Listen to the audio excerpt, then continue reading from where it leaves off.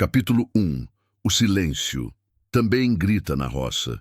O silêncio também grita. Acordo antes do sol nascer, como sempre. A casa grande está fria, vazia. O assoalho de madeira estala sob meus pés descalços quando caminho até a cozinha. Não ligo a luz. Conheço cada tábua torta, cada degrau gasto. 15 anos morando sozinho ensina um homem a andar no escuro. Ponho a chaleira no fogo. A chama azul ilumina por uns segundos as paredes descascadas, as panelas penduradas que quase não uso mais. Faço café forte, daquele que queima a garganta. Bebo em pé, olhando pela janela o campo ainda coberto de neblina. Lá fora, o mundo está cinza. Aqui dentro também. Minha rotina não muda. Nunca muda. Calço as botas gastas, pego o chapéu surrado pendurado na porta. O espelho do corredor me devolve um homem que não reconheço direito. Barba por fazer, olhos cansados, rugas fundas que não existiam 10 anos atrás. Desvio o olhar, não gosto muito do que vejo. A caminhonete engasga 2 vezes antes de pegar. O motor ronca, tosse, mas vai, igual a mim, velho, cansado, mas ainda funciona. Saio devagar pelo caminho de terra, levantando poeira vermelha que gruda no para-brisa. O sol começa a subir no horizonte, tingindo tudo de laranja. Estou no interior de Goiás, região de Ceres, onde a terra é dura e o calor não perdoa. Minha fazenda tem quase 200 alqueires. Já foi maior, já foi mais bonita também. Mas depois que Lucia morreu, fui deixando pedaços inteiros abandonados. Currais que desabaram, cercas que apodreceram. Uma casa velha, lá nos fundos, perto do Rio Seco, onde a gente morou nos primeiros anos de casados. Não consigo passar por lá. Dirijo até o Pasto Norte, onde o gado ainda pasta. São poucas cabeças agora. Vendi a maior parte. Não tinha mais ânimo para cuidar de tanta coisa sozinho. O Zé Carlos, caseiro que trabalha aqui há anos, ajuda com o que pode. Mas ele tem família, filhos. Vai embora todo fim de tarde. E eu fico, sempre fico. Paro a caminhonete perto do bebedouro. O couro do banco está rachado, queimado de sol. Desço devagar. Minhas costas reclamam. A idade chega para todo mundo, mas para quem trabalha na roça ela chega pesada, torcendo as juntas, endurecendo os músculos. O calor já aperta, mesmo sendo cedo. O cheiro de capim seco mistura com terra quente. Ao longe, uma siriema grita. Som estranho, meio assustador. Lucia tinha medo desse bicho. Dizia que era mau agouro. Talvez fosse mesmo. Verifico o bebedouro, o sal, a cerca, tudo no lugar. Tudo funcionando, tudo vazio de sentido. Faço porque tenho que fazer, porque a rotina é o que me mantém de pé, porque parar é pensar, e pensar dói demais. Volto para a caminhonete. Antes de entrar, olho para a linha de árvores ao longe. É o começo da mata que divide minha propriedade das terras do vizinho. Uns 300 metros de floresta fechada, densa, onde quase ninguém entra. Faz anos que não vou lá. Não tenho motivo. Mas hoje, sem saber porquê, sinto vontade de ir. A estrada até lá é ruim, cheia de buraco, mato crescido dos 2 lados. A caminhonete sacoleja, range. Levo quase meia hora para chegar. Quando paro e desço, o silêncio é diferente. Mais pesado. A mata faz isso. Engole os sons, devolve outros. Cigarras cantam alto. O vento balança as folhas com um barulho que parece água correndo. Cheira a terra úmida, mesmo sem ter chovido. Cheira a vida escondida. Caminho uns 100 metros pela trilha quase apagada. Meu pai abriu essa trilha quando eu era criança. Ele me trazia aqui para caçar. Ensinava a ler rastros, a andar sem fazer barulho, a respeitar o mato. A terra não é nossa, Antônio, ele dizia. A gente só toma conta dela por um tempo. Ele morreu faz 15 anos. Lucia, 10. Estou sozinho faz tempo demais. Paro perto de um tronco caído, coberto de musgo. Respiro fundo. O ar aqui é mais fresco, mais limpo. Fecho os olhos por um segundo. Tento lembrar como era vir aqui com meu pai, como era voltar para casa e encontrar Lucia na cozinha, sorrindo, com cheiro de bolo no forno. Tento lembrar como era não estar quebrado por dentro. Quando abro os olhos, vejo um rastro. Pegadas recentes na terra macia, Botas, pequenas, mas firmes. Alguém passou aqui. Alguém que sabe andar no mato. As passadas estão espaçadas, leves, sem arrastar. Sigo o rastro com os olhos. Desaparece mais adiante entre as árvores. Meu primeiro instinto é voltar. Não é problema meu. Provavelmente é só alguém que cortou caminho ou algum vizinho perdido. Mas alguma coisa me puxa. Sigo as pegadas. A trilha fica mais fechada. Galhos baixos arranham meus braços. Espinhos prendem na calça. O suor escorre pelas costas. Mas continuo. Não sei por quê. Talvez porque faz anos que não sinto curiosidade por nada. Talvez porque qualquer coisa é melhor do que voltar para casa vazia. E então escuto. Um estalo seco, madeira quebrando. Paro. Silêncio. Só meu coração batendo mais rápido. Outro estalo, mais perto. Caminho devagar, tentando não fazer barulho. Contorno uma moita de samambaias. E vejo uma pessoa, agachada, concentrada, arma na mão. É uma mulher. Ela não me viu ainda. Está de costas, olhando fixo para frente, para o mato fechado. Cabelo preso num rabo de cavalo, botas de couro até o joelho, calça cargo rasgada nas laterais. A arma é um rifle calibre pequeno, desses de caça. Ela segura com firmeza, mas sem pressa. Conhece o peso. Conhece o perigo. Fico parado. Não sei o que fazer. Ela está caçando na minha terra, sem autorização. Isso é crime. Crime grave. Se a polícia ambiental pegar, ela se ferra. E eu também, por permitir. Devia gritar, devia expulsar, devia chamar a lei. Mas não faço nada disso, só observo. Ela se move devagar, quase sem respirar. Mira, espera, o dedo no gatilho, mas sem apertar. Paciente, tem experiência. Não é a primeira vez que ela faz isso. E de repente ela dispara. O tiro ecoa pela mata. Pássaros voam assustados. O silêncio depois é ensurdecedor. Ela abaixa a arma, respira fundo, levanta, caminha até onde atirou e então me vê. Nossos olhos se encontram. Ela congela. Eu também. Ficamos assim por segundos, que parecem horas. Ela com a arma na mão. Eu com as mãos vazias. A distância entre nós é pequena, uns 10 metros. Mas parece um abismo. Ela é jovem. Muito mais nova que eu, 20 e poucos talvez, rosto sujo de terra, olhos escuros, intensos, olhos de quem já viu coisa demais, olhos cansados, mas não tem medo neles, tem desafio. Sua terra? Ela pergunta, voz rouca, firme. Eu demoro para responder. É. Ela olha para a arma na mão, depois para mim, depois para o mato. Vou embora, diz, sem se desculpar. Pegou alguma coisa? Pergunto, sem saber por quê. Ela hesita, depois acena com a cabeça. Um tatu, lá na frente. Silêncio. Precisa? Pergunto. Ela franze a testa. Precisa da carne? Insisto. Ela me olha por um longo tempo, tentando entender se é pegadinha, se vou chamar a polícia, se sou louco.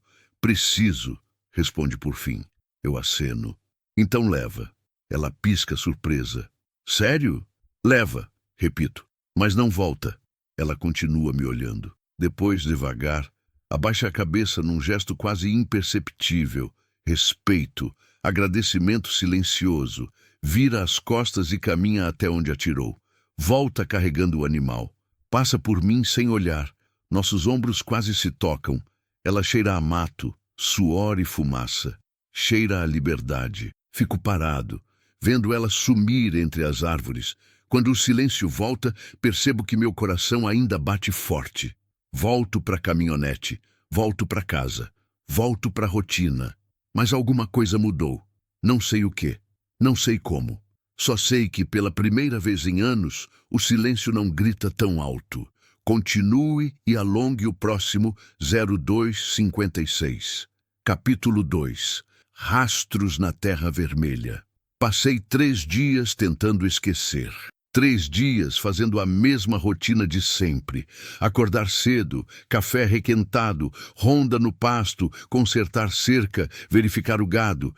3 dias voltando para casa quando o sol se põe, comendo qualquer coisa em pé na cozinha, sentando na varanda com uma cerveja morna até o sono chegar. mas ela não saía da minha cabeça. A imagem daquela mulher agachada no mato, concentrada, segurando a arma com uma firmeza que eu não via em ninguém fazia tempo. A forma como me olhou, sem medo, sem vergonha. A voz rouca, perguntando se era minha terra. O cheiro de liberdade que carregava. Eu não sabia nem o nome dela, e não devia querer saber. Na quinta-feira de manhã, acordei mais cedo que o normal, 3:30 da madrugada. A casa estava mergulhada num silêncio tão profundo que eu conseguia ouvir meu próprio coração. Fiquei deitado, olhando para o teto rachado, para os buracos onde a madeira estava apodrecendo. A cama era grande demais para uma pessoa só. Sempre foi. Lucia ocupava o lado esquerdo. Dormia de lado, encolhida, com a mão debaixo do travesseiro. Nos últimos meses, quando a doença já estava avançada, ela mal conseguia se mexer. Eu passava a noite acordado, só olhando ela respirar, com medo de que, se eu dormisse, ela parasse. E foi exatamente isso que aconteceu. Numa madrugada de agosto, 10 anos atrás, fechei os olhos por meia hora. Quando abri, ela tinha ido embora, quieta, sem fazer barulho, como sempre foi. Levantei da cama com um nó na garganta. Fui até a cozinha, preparei o café, bebi olhando pela janela. O campo estava escuro ainda, só a lua quase cheia iluminando os pastos. Tudo quieto, tudo parado, como se o mundo inteiro estivesse prendendo a respiração. Calcei as botas, peguei o chapéu, saí. Não sabia direito para onde ia, só sabia que não conseguia ficar parado dentro daquela casa. Entrei na caminhonete. O motor roncou, cuspiu fumaça preta, mas pegou. Dirigi sem destino certo, seguindo as estradas de terra que cortam a fazenda. A poeira vermelha subia atrás de mim como uma nuvem fantasma. O farol iluminava o caminho estreito, cercado de capim alto dos dois lados. Passei pelo Pasto Norte, pelo curral abandonado, pela casa velha onde morei com Lucia nos primeiros anos, e, sem perceber, estava na trilha que levava para a mata. Parei a caminhonete, desliguei o motor. O silêncio voltou, pesado, quente. As cigarras já começavam a cantar mesmo antes do sol nascer. Um casal de siriemas gritou ao longe, aquele som que sempre me arrepia a espinha. Desci, acendi um cigarro, vício velho que nunca consegui largar. A fumaça subiu lenta no ar parado. Fiquei ali, fumando, olhando para o mato fechado à minha frente. E então vi pegadas frescas na terra, botas pequenas, o mesmo rastro de dias atrás. Ela tinha voltado. Meu primeiro pensamento foi raiva. Avisei para não voltar. Deixei claro.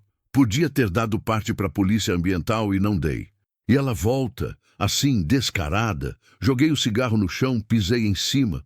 Mas a raiva durou pouco, porque no fundo eu sabia que ela voltaria. Gente que caça para comer não tem escolha, não é esporte, não é hobby, é sobrevivência, e quem sobrevive não pede licença, apenas faz o que precisa ser feito. Segui as pegadas. A trilha estava mais aberta agora. Ela tinha passado por ali várias vezes nos últimos dias.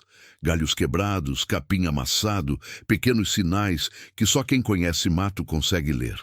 Meu pai me ensinou isso. A mata conta história, Antônio, ele dizia. Só precisa saber escutar. Andei devagar, em silêncio. O sol começava a nascer por trás das árvores, projetando sombras longas e distorcidas. O cheiro era forte. Terra molhada, folhas apodrecendo, vida e morte misturadas. O calor já subia, mesmo sendo tão cedo. Em Goiás, o calor não tem horário. Ele só existe. Andei uns 20 minutos até chegar numa clareira pequena, escondida entre árvores antigas. E parei. Ela estava lá, sentada num tronco caído, de costas para mim. Não tinha me ouvido chegar. Tinha a arma apoiada ao lado, fora do alcance imediato. Um erro que caçador experiente não comete. Ou talvez não fosse erro. Talvez ela apenas confiasse demais na solidão do lugar. Observei em silêncio. Ela estava limpando alguma coisa. Carne, percebi. Usava uma faca pequena, afiada, com movimentos precisos e rápidos. Sabia o que fazia. As mãos estavam sujas de sangue e terra. O cabelo, solto dessa vez, caía sobre os ombros em mechas escuras e embaraçadas. Vestia a mesma roupa de antes, calça cargo rasgada, bota de couro, uma camiseta velha manchada. Magra demais, ombros ossudos, costas curvadas de cansaço. Fiquei ali, escondido atrás de uma árvore sem saber o que fazer. Devia gritar, devia confrontar, devia deixar claro que isso não ia continuar. Mas não consegui, porque enquanto a observava, percebi algo. Ela estava chorando.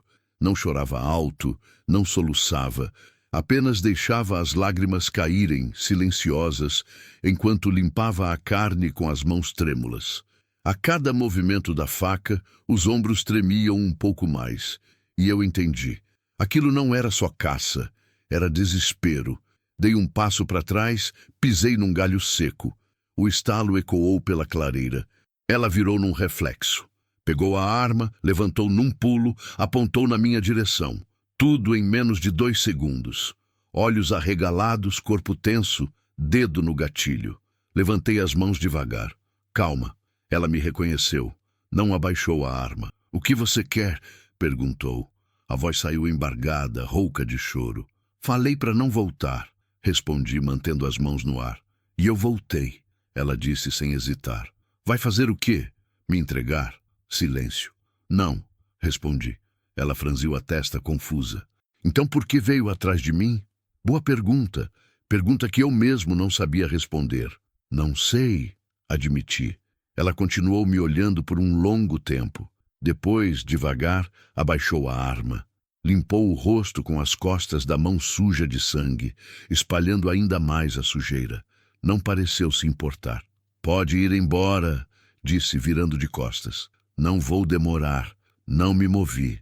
Ela voltou para o tronco, pegou a faca, continuou o trabalho, ignorando minha presença, como se eu não estivesse ali.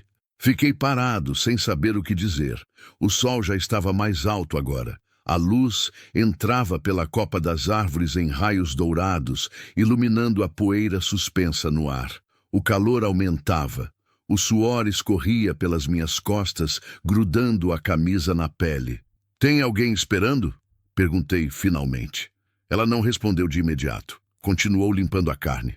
Tenho, disse sem olhar para mim. Quem? Não é da sua conta. Justo. Caça todo dia? Quando preciso. E precisa todo dia? Silêncio. Ela parou o que estava fazendo. Ficou com a faca suspensa no ar por um segundo. Depois largou tudo, virou para mim. Olhos vermelhos de choro, rosto sujo, expressão cansada. Olha, disse, e a voz dela saiu mais firme agora. Eu entendo. É sua terra. Você manda. E eu tô errada, sei disso, mas eu não tenho escolha. Não tenho dinheiro para comprar comida. Não tenho emprego. Não tenho nada. Só tenho isso. Ela apontou para a arma. E essa terra aqui, que é a única que conheço. Então sim, eu vou continuar voltando. Pode me denunciar se quiser. Não vou te culpar. A sinceridade dela me pegou desprevenido. Não vou te denunciar, respondi. Então por que veio? Já te perguntei isso também, eu disse. Não sei. Ela suspirou. Passou a mão pelo rosto. Você é estranho, murmurou. Ouvi isso antes. Um silêncio pesado se instalou entre nós. Só o som das cigarras, do vento nas folhas, do mundo respirando ao nosso redor. Como você se chama? Perguntei. Ela hesitou. Helena. Helena, repeti. O nome soou estranho na minha boca. Fazia tempo que eu não falava o nome de alguém novo. Eu sou Antônio. Ela acenou com a cabeça, sem dizer nada. Essa carne é para quem, Helena? Ela olhou para a carne nas mãos, depois para mim. Meu irmão, respondeu. Ele tem 15 anos, mora comigo, não tem mais ninguém. E seus pais? Mortos. A palavra caiu como uma pedra. Sinto muito. Não precisa, ela disse sem emoção. Foi faz tempo. Quanto tempo? Meu pai morreu faz 6 anos. Minha mãe, 3. 20 e poucos anos, sem pai nem mãe, cuidando de um irmão adolescente. Caçando para sobreviver. Invadindo terras alheias porque não tinha opção. Onde vocês moram? Perto de Rialma, respondeu. Uns 40 quilômetros daqui. Você vem de lá até aqui? A pé? De moto. Velha, mas funciona. E caça o quê? Tatu, paca, capivara às vezes. Passarinho quando não acho nada maior. Tudo proibido, tudo crime ambiental.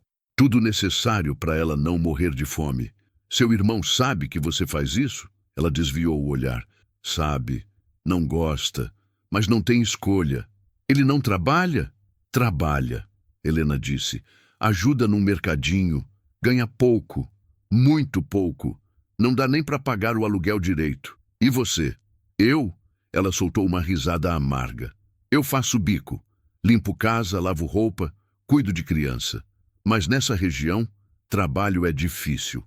E quando aparece, paga uma miséria. Então eu caço. É o que sei fazer. Meu pai me ensinou, antes de morrer. Como ele morreu? Helena ficou em silêncio por um longo tempo. Quando falou, a voz saiu mais baixa, carregada. Acidente, caçando, aqui mesmo nessa região. Escorregou num barranco, bateu a cabeça. Quando acharam, já era tarde. Sinto muito, repeti porque não sabia o que mais dizer. Ela deu de ombros, como se já tivesse feito as pazes com a dor. E sua mãe? Arrisquei. Bebida, Helena respondeu, simples e direto. Depois que meu pai morreu, ela desistiu. Bebia todo dia. Morreu de cirrose. Deixou eu e meu irmão e um monte de dívida. Silêncio novamente. Olhei para ela. Aquela jovem mulher com olhos velhos demais, mãos calejadas, roupas rasgadas. Alguém que a vida quebrou cedo, mas que ainda lutava, ainda resistia. Quantos anos você tem, Helena? 26. 26. Lúcia tinha 26 quando nos casamos, cheia de sonhos, cheia de vida. Helena tinha a mesma idade, mas parecia carregar o peso de 60 anos nas costas. Você mora sozinha com seu irmão? Moro. Tem namorado? Marido? Ela me olhou com uma expressão que não consegui decifrar. Tive, disse. Não tenho mais. O que aconteceu? Não é da sua conta, respondeu, mas sem raiva. Apenas cansaço. Aceitei o limite. Tá bom. Ela voltou a limpar a carne. Eu continuei parado ali, observando. Você vai ficar aí me olhando o dia inteiro? Ela perguntou sem erguer os olhos. Não sei, respondi, honesto. Ela bufou, mas quase sorriu. Quase. Você é mesmo estranho. Também já ouvi isso. Ficamos assim por mais uns minutos. Ela trabalhando, eu observando. O sol subindo cada vez mais, o calor ficando insuportável. Quando ela terminou, embrulhou a carne num pano velho que tirou da mochila. Levantou, pegou a arma, olhou para mim. Vou embora agora. Tá bom. Vou voltar amanhã. Eu sei. Ela franziu a testa. E você não vai fazer nada? Não. Por quê? Pensei na resposta. Pensei em Lúcia. Pensei nos últimos 10 anos de solidão. Pensei naquela casa grande e vazia me esperando. Porque eu entendo, respondi. Helena me olhou por um longo tempo. Tinha algo diferente no olhar dela agora. Não era gratidão, não era alívio. Era reconhecimento. Como se ela visse em mim algo familiar. Algo quebrado, talvez. Obrigada, disse, baixinho. Não precisa agradecer. Preciso sim. Ela passou por mim caminhando em direção à trilha. Parou a uns metros de distância, virou. Antônio? Sim? Por que você está aqui? De verdade? Olhei para ela.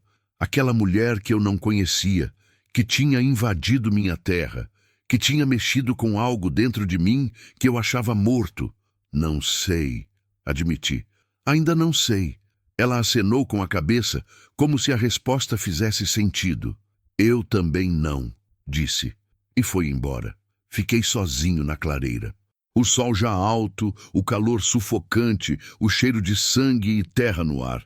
Voltei para a caminhonete, voltei para casa, mas algo tinha mudado de novo. E dessa vez, eu sabia o quê. Pela primeira vez em 10 anos, eu tinha conversado com alguém, de verdade. Sem máscaras, sem formalidades, e não tinha doído tanto quanto eu esperava. Quando cheguei em casa, sentei na varanda com uma cerveja. O sol se punha devagar, tingindo o céu de laranja e roxo. As siriemas gritavam ao longe. O vento trazia cheiro de chuva. Pensei em Helena, no irmão dela, na vida dura que levavam. Pensei em mim, na vida vazia que eu levava, e pela primeira vez em muito tempo me perguntei se tinha jeito de consertar, se tinha jeito de viver de novo, não de volta ao que era antes. Isso era impossível, mas algo novo, algo diferente, algo que valesse a pena acordar de madrugada. Bebi a cerveja até o fim. Entrei em casa, deitei na cama grande demais. E pela primeira vez em anos, dormi sem sonhar com Lucia. Sonhei com uma mulher de olhos cansados, carregando uma arma e um fardo pesado demais para alguém tão jovem. Sonhei com Helena.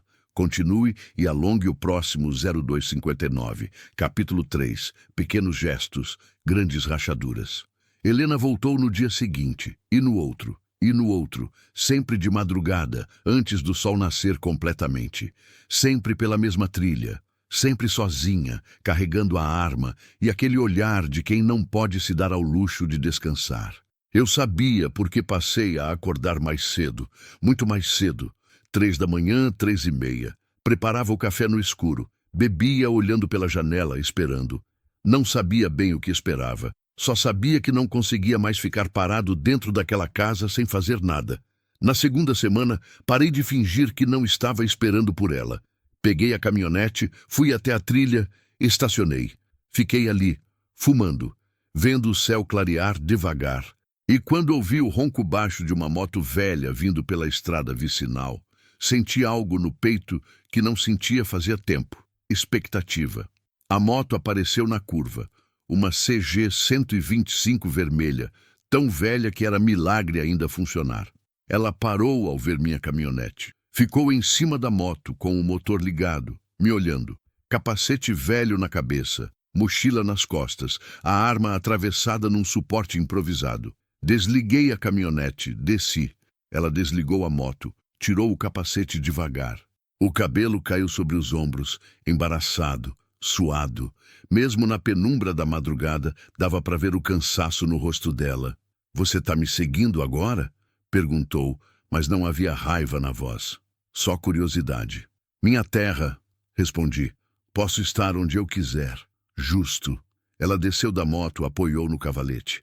Pegou a mochila, ajeitou a arma nas costas. Olhou para a mata, depois para mim.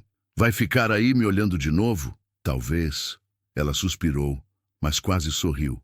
"Quase. Você é insistente." Também já ouvi isso." Helena começou a andar em direção à trilha. Parou, virou para mim. "Vem ou fica?" A pergunta me pegou de surpresa. "Vem aonde?" "Comigo. Já que você gosta tanto de me espiar, pelo menos seja útil." "Útil como?" "Não sei," ela disse, dando de ombros. "Você é fazendeiro. Deve saber mais de mato do que eu." Não era verdade. Pelo jeito que ela se movia, pelo jeito que lia os sinais da terra, ela sabia tanto quanto eu. Talvez mais. Mas segui mesmo assim. Andamos em silêncio pela trilha. Ela na frente e eu atrás. O sol começava a aparecer no horizonte, tingindo tudo de dourado. O cheiro de terra molhada era forte. Tinha chovido durante a noite, uma chuva fina e rápida que deixou a terra macia, perfeita para rastros. Helena parava de vez em quando, agachava, examinava o chão. Pegadas de animais, fezes, galhos quebrados, lia tudo com uma concentração que me impressionava. Os olhos dela escaneavam cada detalhe, cada sinal, como se a mata fosse um livro aberto. "Seu pai te ensinou tudo isso?" perguntei em voz baixa, para não espantar a caça. Ela acenou com a cabeça, sem olhar para mim. "Desde pequena. Ele dizia que a mata é generosa com quem respeita ela e implacável com quem desrespeita." "Ele era caçador profissional?" "Não," Helena respondeu, levantando. "Ele era igual a mim. Caçava porque precisava. Trabalhava com o que aparecia, roça, construção, o que fosse. Mas nunca dava, nunca era suficiente. Então ele caçava, vendia a carne escondido. Foi assim que criou a gente." "Quantos irmãos você tem?" "Tinha 3. Agora só sobrou o Lucas. Os outros 2 morreram pequenos. Doença, falta de hospital, falta de dinheiro." Ela disse isso tão naturalmente como quem fala do tempo, mas eu via a dor escondida nas palavras. Dor velha, cicatrizada, mas sempre presente. Continuamos andando. A mata ficava mais densa, mais fechada. Cipós pendiam das árvores criando cortinas verdes. O chão estava coberto de folhas úmidas que abafavam nossos passos. Um bando de macacos gritou em algum lugar acima de nós, pulando de galho em galho. Helena parou de repente. Levantou a mão num gesto de silêncio. Fiquei imóvel. Ela apontou para frente, para o meio de uma moita de samambaias. Forcei a vista. No começo não vi nada. Depois, devagar, a forma começou a se desenhar. Um veado pequeno, catingueiro, bebendo água de uma poça. Helena tirou a arma das costas com um movimento lento, silencioso. Apoiou na árvore ao lado, mirou e parou. Ficou assim por segundos que pareciam eternos. Dedo no gatilho, olho no alvo, respiração controlada. Mas não atirou. O veado levantou a cabeça, orelhas em pé, alerta. Farejou o ar, sentiu algo e saiu correndo, desaparecendo na mata num segundo. Helena abaixou a arma, soltou o ar devagar. Por que não atirou?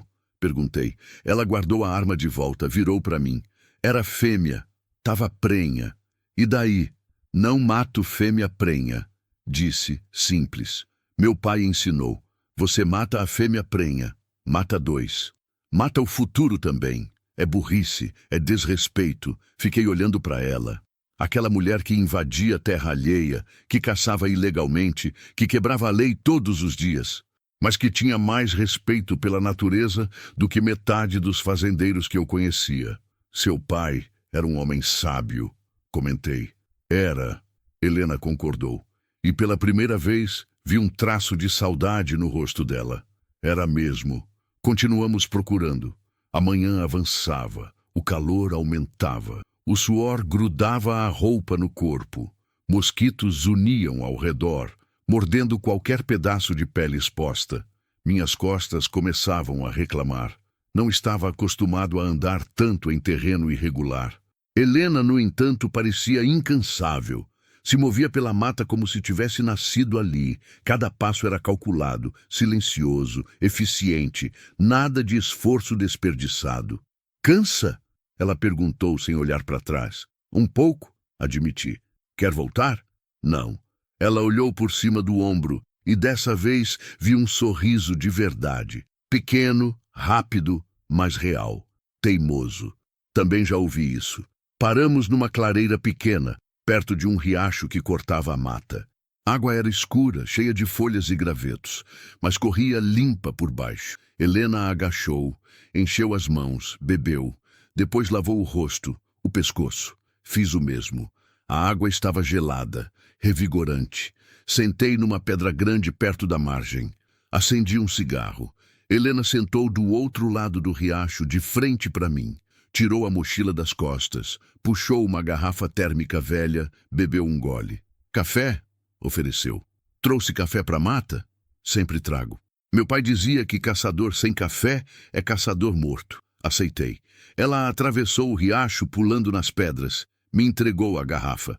O café estava forte, amargo, quente demais. Perfeito. Bom, comentei, devolvendo. Meu irmão que faz. Ele é bom nisso. Cozinhar, fazer café, cuidar da casa melhor que eu. E você? O que você é boa? Helena olhou para a arma ao lado dela. Nisso. Silêncio. Ele sabe que você vem aqui? Perguntei. Sabe? E o que ele acha? Ela demorou para responder. Ele odeia, disse, olhando para a água correndo. Vive pedindo para eu parar. Diz que é perigoso, que uma hora eu vou ser pega, que não vale a pena. E por que você não para? Helena me olhou e nos olhos dela havia algo duro, quase feroz. Porque alguém tem que fazer. Alguém tem que colocar comida na mesa. E ele tem 15 anos. Tá na escola ainda. Não posso deixar ele largar tudo para trabalhar igual um burro de carga. Não vou fazer isso com ele. Mas você faz isso com você mesma. Eu já tô perdida mesmo, ela disse sem emoção. Ele ainda tem chance. As palavras dela me acertaram no peito. 26 anos, achando que já estava perdida. Você não tá perdida, falei. Não? Ela soltou uma risada sem humor. Olha para mim, Antônio, de verdade. Olha, 26 anos, sem estudo, sem profissão, sem futuro. invadindo terra alheia todo dia só para não morrer de fome, morando num barraco de 2 cômodos que cai aos pedaços toda vez que venta forte. Isso é vida? É sobrevivência, respondi. E sobrevivência também é vida. Não, sobrevivência é só existir, não é viver. Ela desviou o olhar, passou a mão pelo cabelo. Desculpa, murmurou. Não queria desabafar assim. Tudo bem, não é. Você mal me conhece. E você mal me conhece também, retruquei. Mas está aqui mesmo assim. Helena olhou para mim, franzindo a testa. Por que você deixa eu caçar na sua terra, Antônio? A pergunta que eu vinha evitando desde o começo. Não sei, menti. Não acredito. É verdade. Não é, você sabe. Só não quer falar. Joguei o cigarro na água, vi a brasa apagar com um chiado. Talvez eu só esteja cansado de ficar sozinho. Admiti finalmente. Talvez eu só queira, sei lá, ver alguém, conversar com alguém, mesmo que seja uma desconhecida invadindo minha propriedade. Helena ficou em silêncio por um longo tempo. Você mora sozinho? Perguntou baixinho. Moro. Sempre morou? Não. Fui casado. E o que aconteceu? Ela morreu. A palavra saiu pesada, carregada. Fazia tempo que eu não falava sobre Lúcia em voz alta. Sinto muito, Helena disse, e parecia sincera. Foi faz 10 anos. E você ficou sozinho desde então? Fiquei. Por quê? Olhei para ela, para aquela mulher que eu mal conhecia, mas que de alguma forma conseguia me fazer falar coisas que eu não falava com ninguém. Porque ninguém substitui quem a gente perde, respondi. E porque eu não sei viver de outro jeito. Helena acenou com a cabeça, compreendendo. Eu sei como é, disse. Depois que meu pai morreu, minha mãe também ficou assim. Viva, mas morta por dentro. Até que ela realmente morreu. E você? Eu o quê? Você também tá assim? Viva, mas morta por dentro? Ela pensou na resposta. Às vezes, admitiu. Na maioria das vezes. Mas eu tenho o Lucas, então não posso me dar ao luxo de morrer por dentro. Tenho que continuar. Por ele. É muita responsabilidade para alguém tão jovem. Não tive escolha, Helena disse, levantando. Ninguém perguntou se eu queria. Ela pegou a mochila, a arma, atravessou o riacho de volta. Vamos. Tô perdendo tempo. Seguimos em frente. Mais meia hora de caminhada, mais silêncio, mais calor. E então Helena parou novamente, dessa vez com mais urgência. Apontou para baixo, para o chão, rastros frescos, grandes, pesados. Capivara, ela sussurrou. Macho adulto. Passou aqui faz pouco. Seguimos o rastro com cuidado. Levou a gente até outro trecho do riacho, onde a margem era mais aberta. E lá estava o bicho, enorme, gordo, bebendo água tranquilamente. Helena não hesitou dessa vez. Mirou. Respirou fundo. Atirou. O tiro ecoou pela mata. A capivara caiu de lado, morta antes de entender o que aconteceu. Tiro limpo? Comentei. Sempre é, ela respondeu, já caminhando em direção ao animal. Ajudei a puxar o bicho para fora da água. Devia ter uns 50 quilos. Carne suficiente para várias refeições. Helena começou a trabalhar. Abriu o animal com precisão cirúrgica, removeu as vísceras, limpou. Eu observava, impressionado com a perícia dela. Não tinha nojo, não tinha hesitação. Apenas fazia o que precisava ser feito. Quando terminou, embrulhou a carne no pano que trazia na mochila. Não vai levar tudo? Perguntei. Não cabe, e não posso carregar tanto peso na moto. Então leva o que cabe, sugeri. E deixa o resto aqui, eu volto mais tarde e pego. Ela me olhou, surpresa. Pra quê? Pra não desperdiçar, respondi. Você mesma disse. Seu pai ensinou a respeitar a mata. Respeitar também é não desperdiçar. Helena ficou me olhando por um longo tempo. E então, pela primeira vez, sorriu de verdade. Um sorriso cansado, mas genuíno. Obrigada. Não precisa agradecer. Preciso sim. Voltamos pela trilha, caminhando lado a lado agora. O sol já estava alto, o calor insuportável, mas havia algo diferente no ar, algo mais leve. Quando chegamos onde as motos estavam, Helena guardou a carne na mochila, amarrou tudo com cuidado. Mesma hora amanhã? Ela perguntou, colocando o capacete. Mesma hora. Ela ligou a moto, mas antes de sair, olhou para mim mais uma vez. Antônio? Sim? Por que você está fazendo isso? A pergunta de novo. Mas dessa vez, eu sabia a resposta. Porque faz tempo que eu não me sinto útil, admiti. E porque... não sei. Você me lembra que ainda tem gente lutando. Ainda tem gente tentando. Helena assentiu devagar. Você também me lembra, disse ela baixinho. Do quê? Que ainda tem gente boa no mundo. E foi embora, desaparecendo pela estrada de terra numa nuvem de poeira vermelha. Fiquei ali, parado, vendo ela sumir. Depois voltei para a mata, busquei o resto da carne, levei para casa. Naquela noite, pela primeira vez em 10 anos, não jantei sozinho. Coloquei um prato na mesa, 2 copos. Preparei a carne com arroz e feijão e fingi, por alguns minutos, que não estava sozinho. Que tinha alguém do outro lado da mesa, mesmo que fosse só na minha imaginação. Era patético, eu sabia, mas era melhor do que nada. Continue e alongue o próximo 0301, capítulo 4. Quando a chuva lava mais que a terra.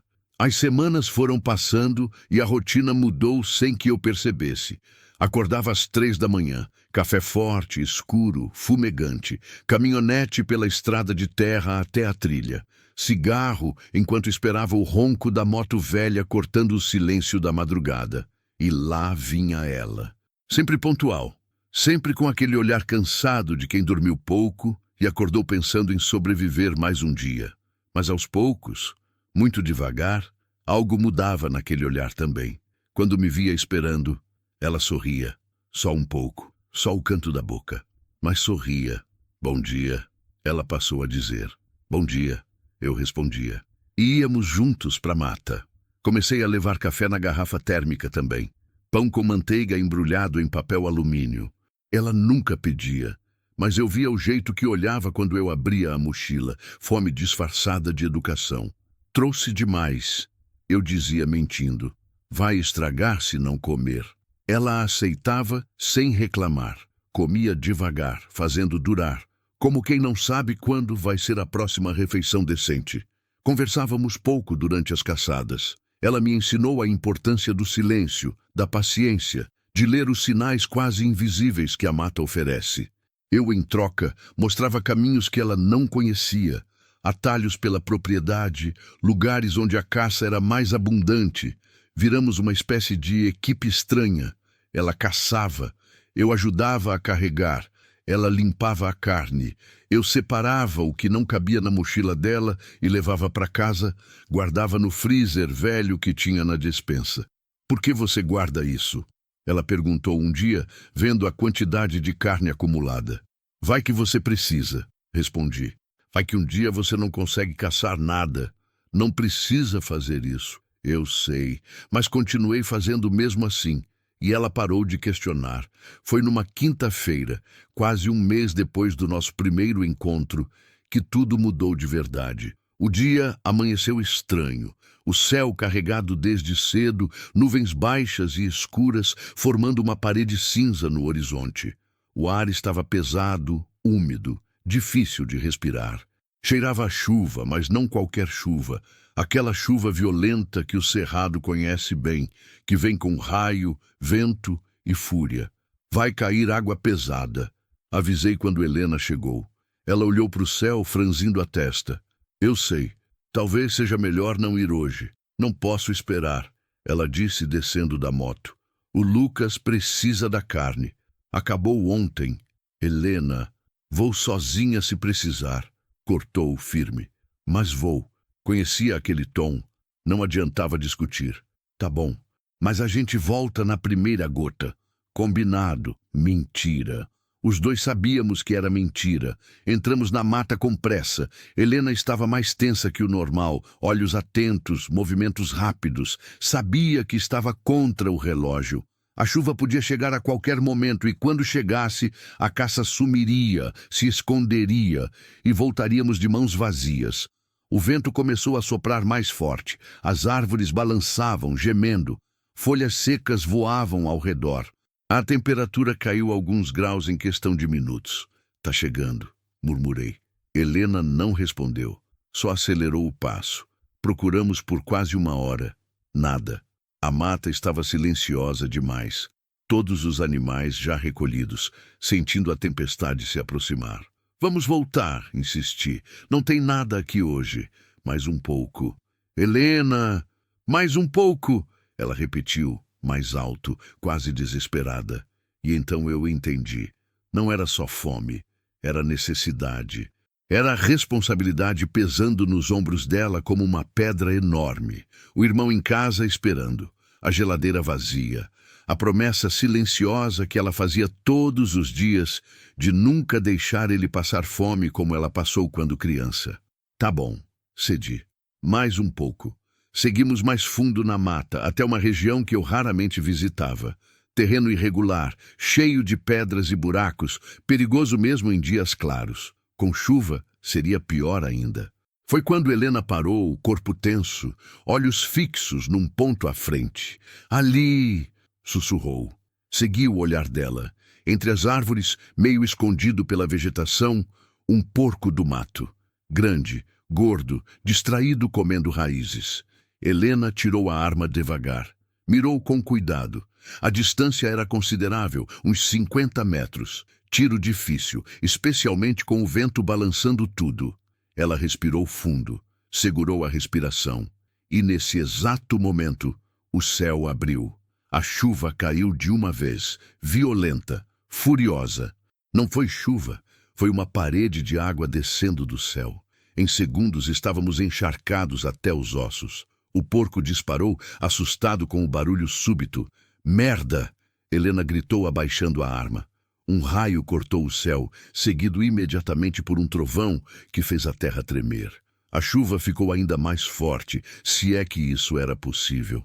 Não dava para ver 2 metros à frente. Vamos! Gritei, pegando o braço dela. Temos que sair daqui. Começamos a correr de volta pela trilha, mas era inútil. O chão virou lama em questão de minutos. Escorregávamos, tropeçávamos, caíamos. A chuva era tão forte que doía na pele como agulhadas geladas. Outro raio, esse mais perto. A luz cegou por um segundo. O trovão veio instantâneo, ensurdecedor. A casa velha! Gritei lembrando. Tem uma casa velha perto daqui. Onde? Me segue! Mudei de direção, puxando Helena comigo. A mata era um caos. Galhos caindo, água descendo em torrentes, o vento uivando entre as árvores. Mais raios, cada vez mais próximos, iluminando tudo num branco fantasmagórico. Corri guiado pela memória, rezando para não ter me perdido. A chuva desorientava, transformava tudo, mas então vi a silhueta escura da casa velha através da cortina de água. Ali! Gritei.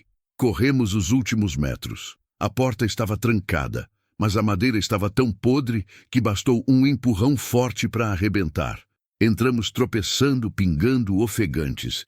Fechei a porta como pude, encostando uma cadeira velha para segurar. O silêncio relativo dentro da casa era ensurdecedor depois do barulho lá fora. Só o tamborilar violento da chuva no telhado de zinco velho, o vento assobiando pelas frestas, nossos corações batendo descompassados.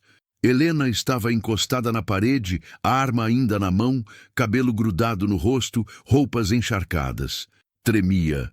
Não sabia se de frio ou de susto. Você tá bem? Perguntei ainda ofegante. Ela acenou com a cabeça sem falar. Olhei ao redor. A casa estava exatamente como eu lembrava. E exatamente como eu tentava esquecer. Era pequena, apenas 3 cômodos, sala, quarto, cozinha, tudo abandonado, coberto de poeira e teias de aranha, móveis ainda no lugar, cobertos por lençóis velhos que mais pareciam mortalhas, fotos na parede embaçadas pela umidade do tempo, cheiro de mofo, madeira velha, memórias esquecidas. Lucia e eu moramos aqui nos primeiros 3 anos de casamento, antes de eu construir a casa grande. Foram anos bons, difíceis, mas bons. Ela era feliz aqui. Dizia que a casa era pequena, mas tinha alma. Depois que ela morreu, Tranquei tudo e nunca mais voltei, até agora. Onde a gente tá? Helena perguntou, olhando ao redor com curiosidade. Casa velha, respondi, a voz saindo mais rouca que eu esperava. Morei aqui um tempo, faz anos. Ela olhou para mim e algo no meu rosto deve ter entregado porque não insistiu nas perguntas. Outro raio iluminou tudo pela janela quebrada. O trovão sacudiu a casa inteira. Pedaços de reboco caíram do teto. Essa casa vai aguentar? Ela perguntou, preocupada. Vai, respondi, mais confiante do que me sentia. É velha, mas é forte. A chuva não dava sinal de parar. Pelo contrário, parecia intensificar a cada minuto. O vento soprava forte, fazendo o telhado ranger perigosamente. Tira essa roupa molhada, falei. Vai ficar doente. E vou trocar por quê? Ela retrucou, abrindo os braços. Não tenho nada. Olhei ao redor. Fui até o quarto. Abri o guarda-roupa velho. Lá dentro, guardadas há 10 anos, as roupas de Lucia. Ainda cheiravam a naftalina e tempo parado. Peguei uma camisa grande, uma calça de moletom. Aqui, estendi para Helena. Não é perfeito, mas é seco. Ela olhou para a roupa, depois para mim. De quem é? Da minha esposa, respondi. A palavra saiu estranha, como sempre saía. Era. Helena pegou a roupa devagar, com cuidado, como se fosse algo sagrado. Tem certeza? Tenho. Ela não vai usar mesmo. Helena foi até o quarto, fechou a porta. Fiquei na sala, tirando minha própria camisa encharcada, torcendo a água. Pendurei na cadeira para secar. Fiquei só de camiseta, também molhada, grudada no corpo. Quando Helena voltou, eu quase não a reconheci. A roupa ficava grande nela, muito grande. A camisa caía pelos ombros, a calça tinha que ser enrolada várias vezes na cintura. Mas mesmo assim, molhada, com o cabelo escorrendo, ela parecia diferente, mais jovem, mais vulnerável. Obrigada, disse baixinho. De nada. Ela se sentou no chão, encostada na parede. Eu fiz o mesmo do outro lado da sala. A chuva continuava, implacável. Raios e trovões se sucediam num ritmo quase constante. Ficamos em silêncio por um longo tempo. Quanto tempo você morou aqui? Helena perguntou finalmente. 3 anos. Com sua esposa? É. Como era ela? A pergunta me pegou desprevenido. Ninguém perguntava sobre Lucia. Ninguém tinha coragem. Pequena. Comecei, devagar. Magra. Cabelo castanho, comprido, olhos escuros, sorriso bonito. Riso mais bonito ainda. Helena ouvia em silêncio. Ela era cheia de vida, continuei, e a voz começou a falhar. Cantava o tempo todo. Cozinhava bem. Gostava de plantas. Tinha um jardim nos fundos, cheio de flores. Dizia que casa sem flor era casa sem alma. Como ela morreu? Câncer. Nos ovários. Quando descobrimos, já era tarde. Durou 6 meses. Silêncio pesado. Sinto muito, Helena disse. Faz tempo. Tempo não apaga tudo. Não, concordei. Não apaga. Outro raio, esse tão próximo que iluminou a sala inteira por segundos. O trovão veio junto, ensurdecedor, fazendo os vidros restantes nas janelas tremerem. Helena se encolheu instintivamente. E tá com medo? Perguntei. Não de raio, ela respondeu, mas de voltar sem nada, de chegar em casa e ver o Lucas com aquele olhar esperando e não ter nada para dar. Uma tempestade não é culpa sua. Ele vai entender, mas vai passar fome mesmo assim. Tenho carne em casa, ofereci. No freezer, posso dar para você levar. Helena me olhou e nos olhos dela havia orgulho lutando contra a necessidade. Não posso aceitar. Por que não? Porque não é minha. Não cacei. Seria esmola. Mas não é esmola. É comida que eu não vou comer sozinho. Tá lá, congelada, sendo desperdiçada. Antônio, você caça para ele, certo? Interrompi. Faz isso porque se importa, porque quer cuidar dele. Eu tô oferecendo pelo mesmo motivo. Me importo com vocês. Quero ajudar. Não é esmola. É amizade. A palavra ficou suspensa no ar entre nós. Amizade. Era isso que tínhamos. Depois de semanas encontrando toda madrugada, caçando juntos, conversando, rindo às vezes, dividindo café e silêncios, Helena desviou o olhar. Não tenho amigos faz muito tempo, disse baixinho. Não sei mais como funciona. Eu também não, admiti. Mas acho que é isso. Ajudar, se importar, estar junto. Ela ficou em silêncio por um longo tempo. Quando falou, a voz saiu embargada.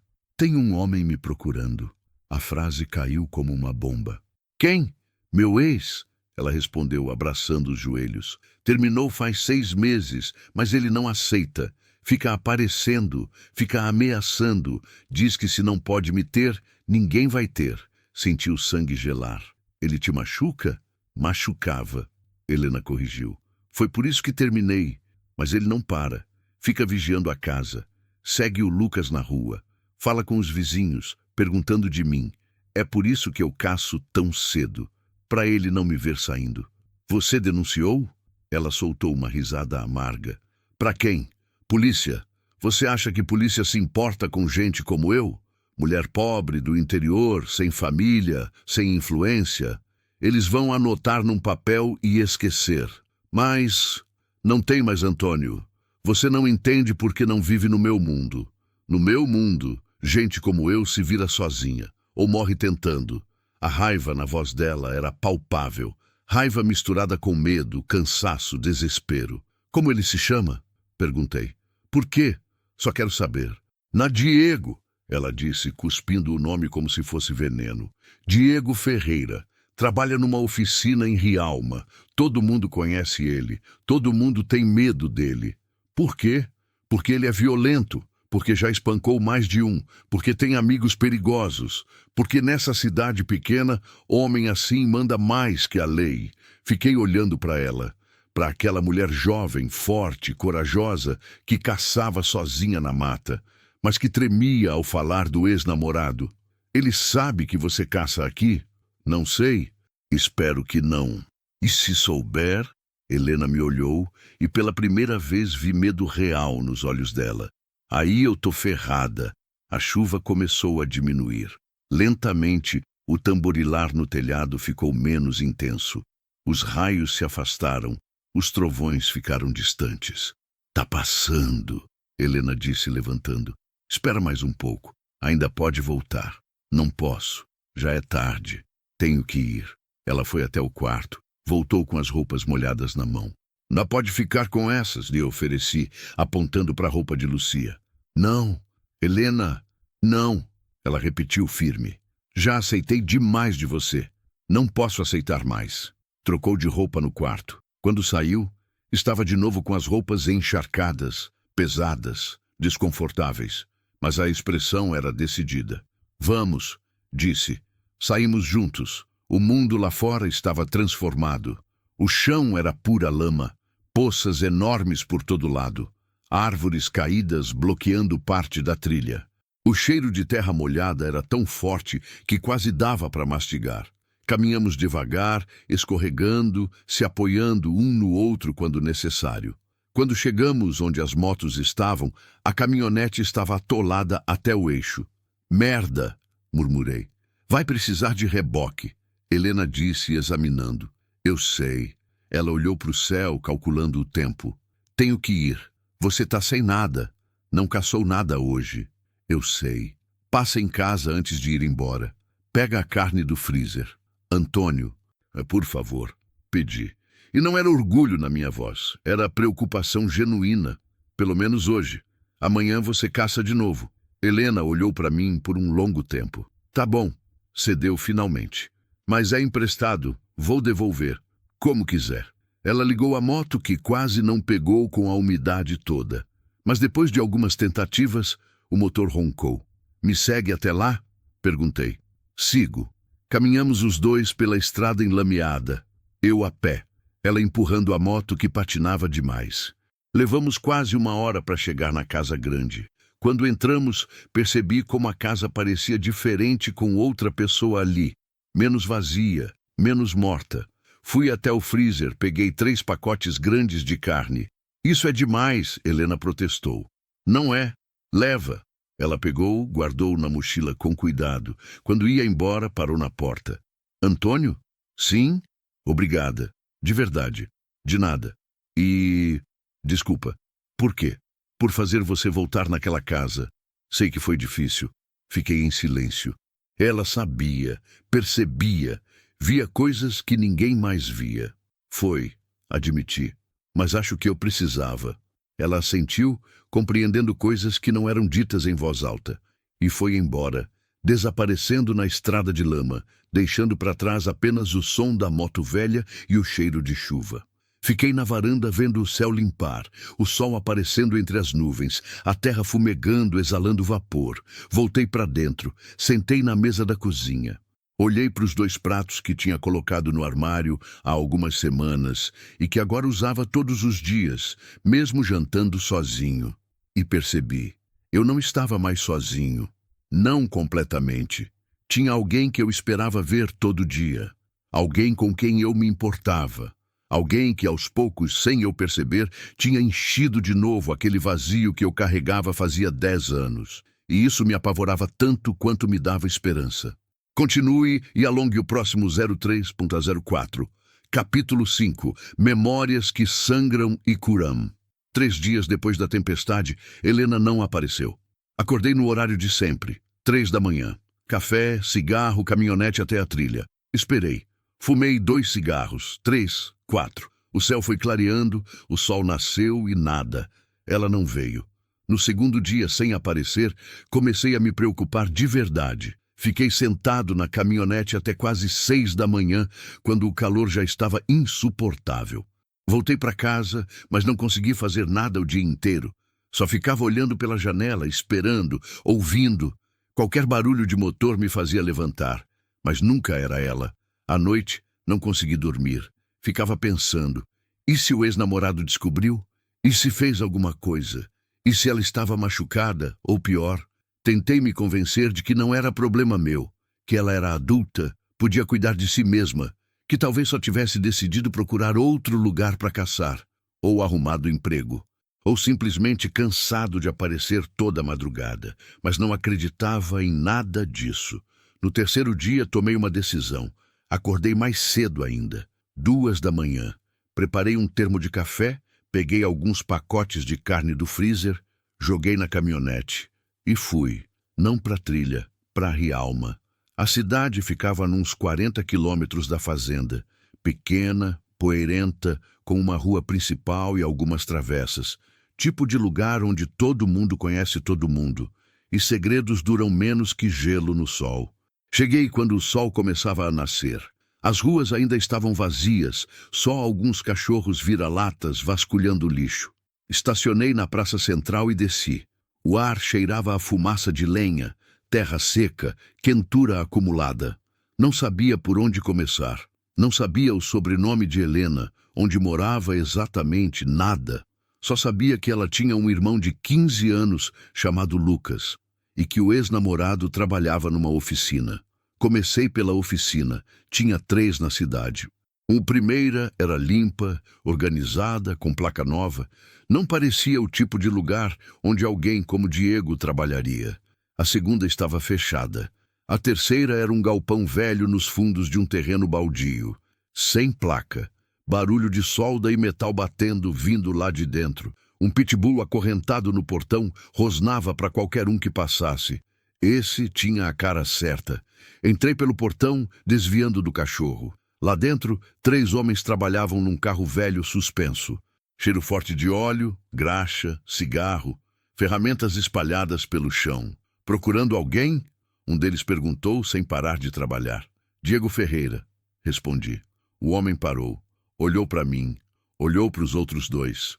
Um clima estranho se instalou. Quem pergunta? Um conhecido. Conhecido de quê? Particular. O homem largou a ferramenta. Limpou as mãos num pano sujo. Era grande, forte, tatuado. Cicatriz velha cortando o sobrolho. Diego não tá. Quando volta? Não sei. Sumiu faz 3 dias. Meu coração disparou. Sumiu como? Assim, sumiu. Não veio trabalhar, não atende celular, não tá em casa. E vocês não acharam estranho? O homem deu de ombros. Diego some direto. Vai atrás de mulher, bebe, arruma confusão. Normal. Que tipo de confusão? O homem me olhou de cima a baixo, avaliando. Você é polícia? Não. Então não é da sua conta. Respirei fundo, tentando manter a calma. Conhece uma moça chamada Helena? A reação foi imediata. Os três homens trocaram olhares. O clima ficou ainda mais tenso. O que você quer com ela? O tatuado perguntou, dando um passo na minha direção. Nada. Só quero saber se tá bem. Por que não estaria? Porque Diego é ex-namorado dela. E porque ele sumiu. E porque ela também não aparece faz 3 dias. O homem ficou me olhando por um longo tempo. Depois cuspiu no chão. Se você tá pensando que o Diego fez alguma coisa, tá errado. Ele não é santo, mas não é assassino. Não disse que era, mas tá pensando. Só quero saber onde ela mora. Pra quê? Pra ter certeza que tá bem. O homem riu sem humor. Olha, velho, não sei que relação você tem com a Helena. E não quero saber. Mas se tá pensando em aparecer na casa dela, esquece. O irmão dela não gosta de visita, especialmente homem. Só quero falar com ela. Então liga. Não tenho o número. O homem balançou a cabeça incrédulo.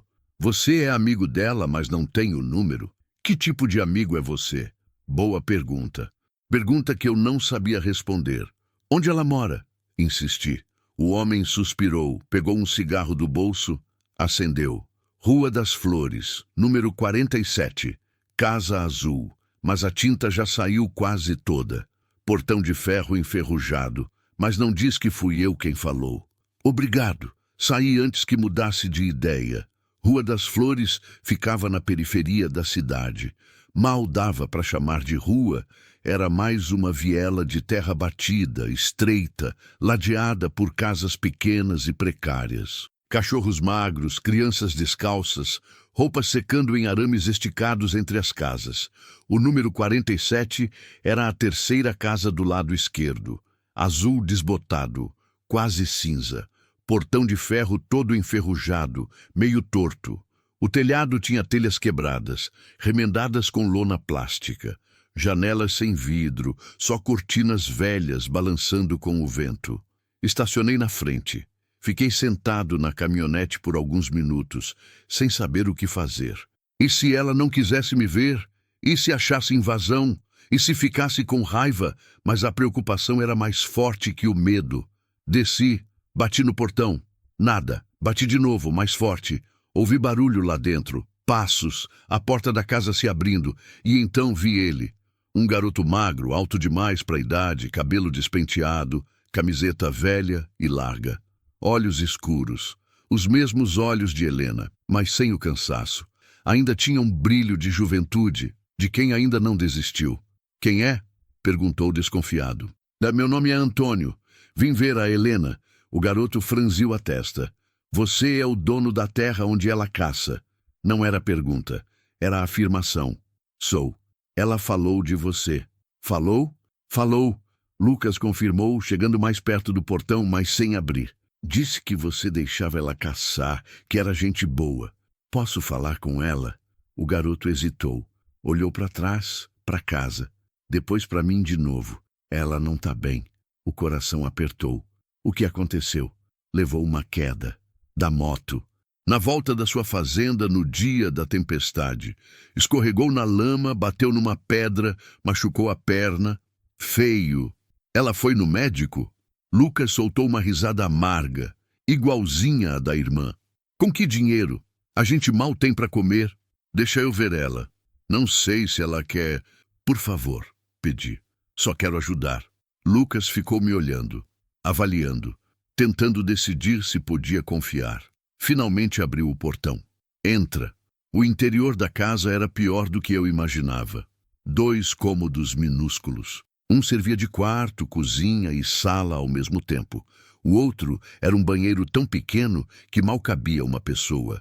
Chão de cimento rachado, paredes descascadas, teto com manchas de infiltração, um fogão velho com 2 bocas, uma geladeira pequena, dessas de hotel, que fazia um barulho estranho.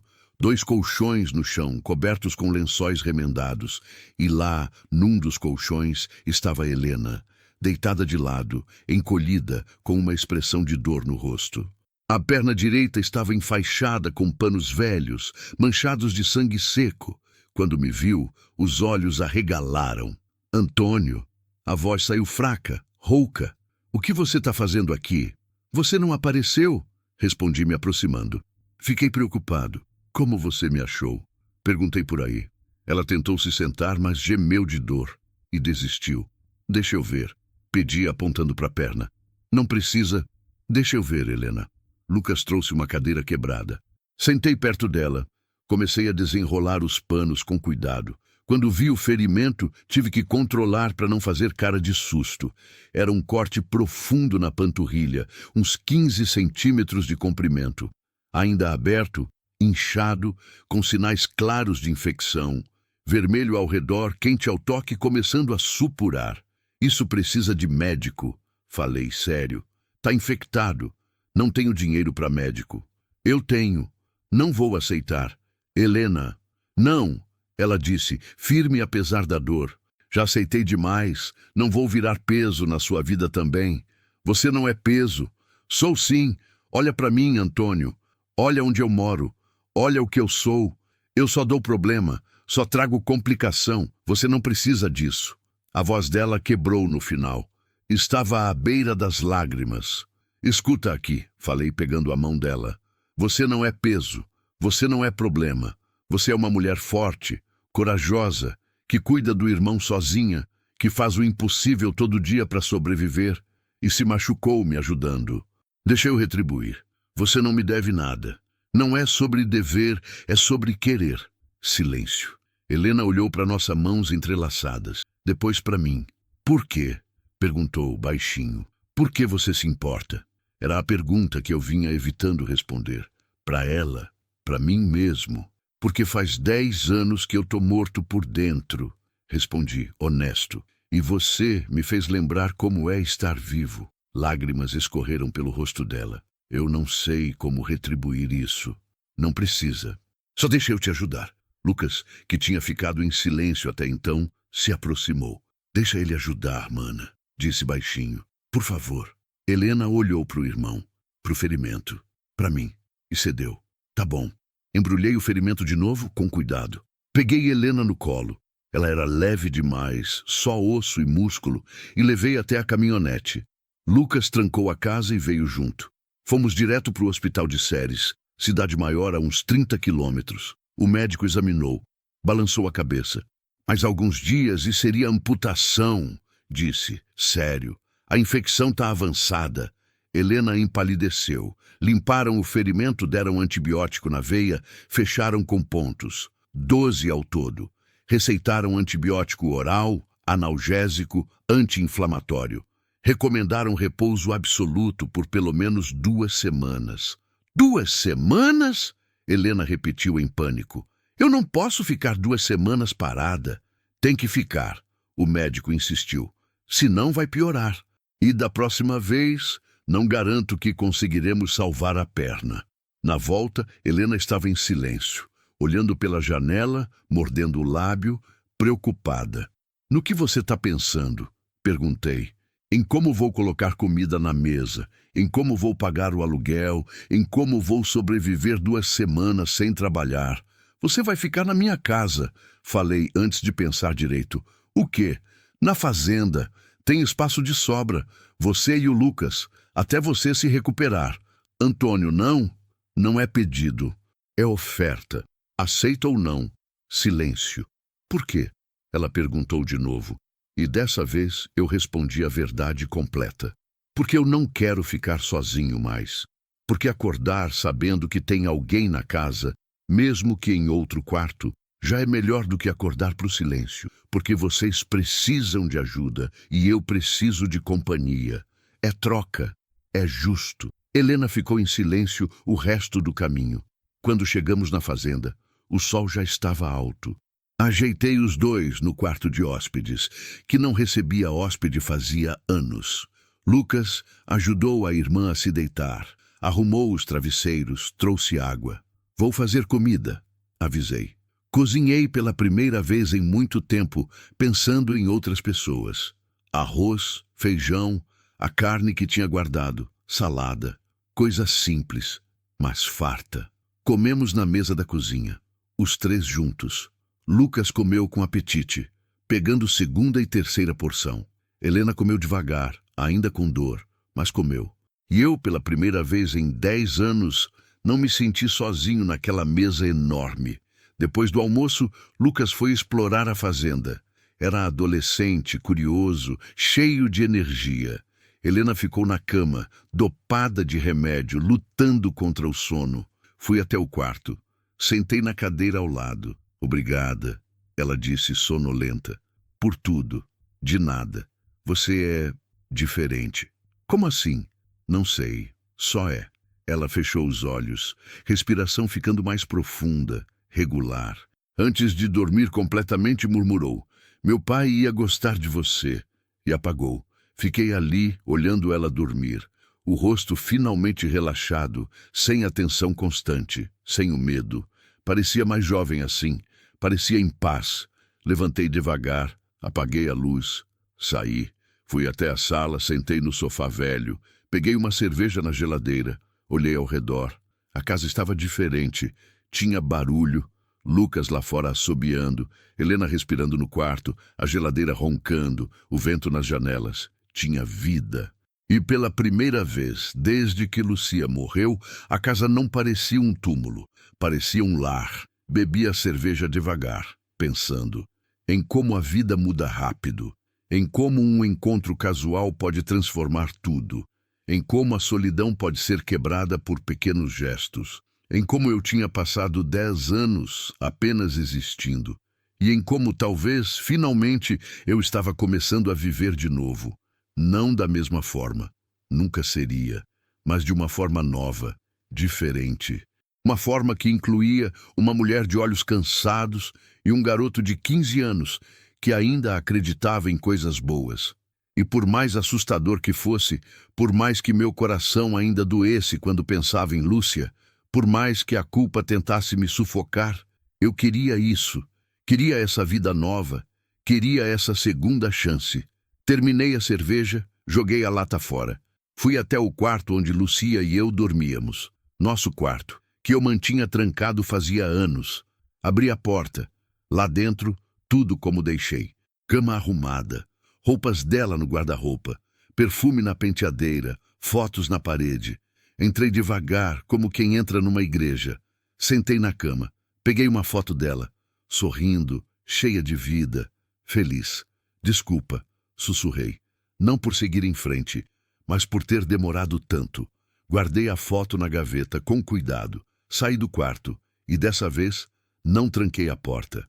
Porque luto não é sobre trancar portas, é sobre aprender a abrir novas. Continue e alongue o próximo 03/07, capítulo 6, Raízes que crescem em terra seca.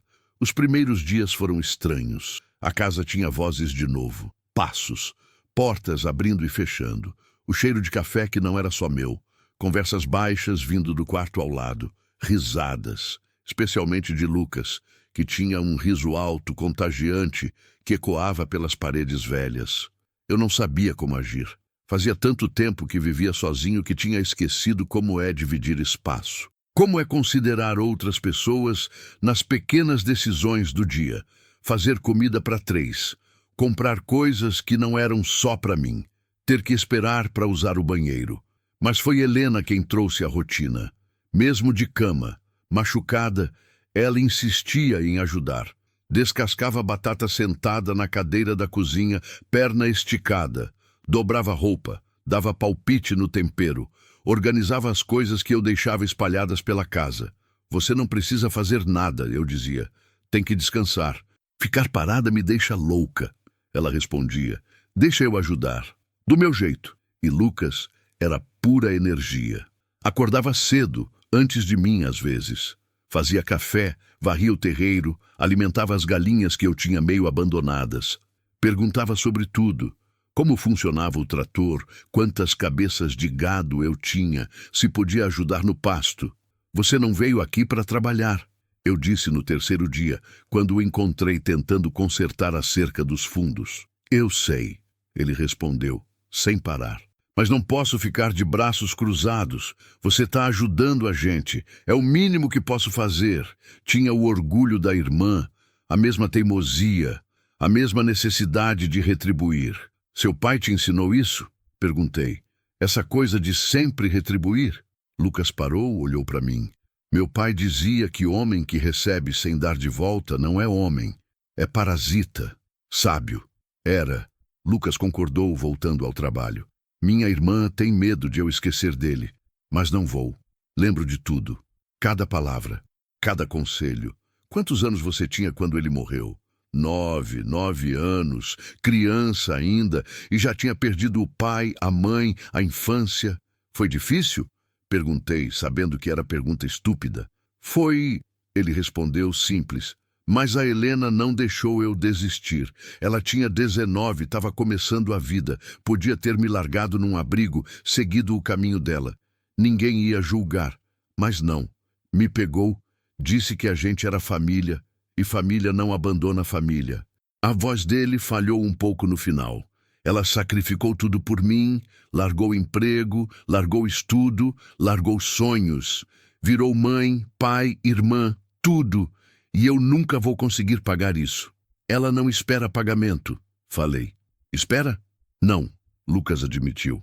Mas eu espero de mim mesmo.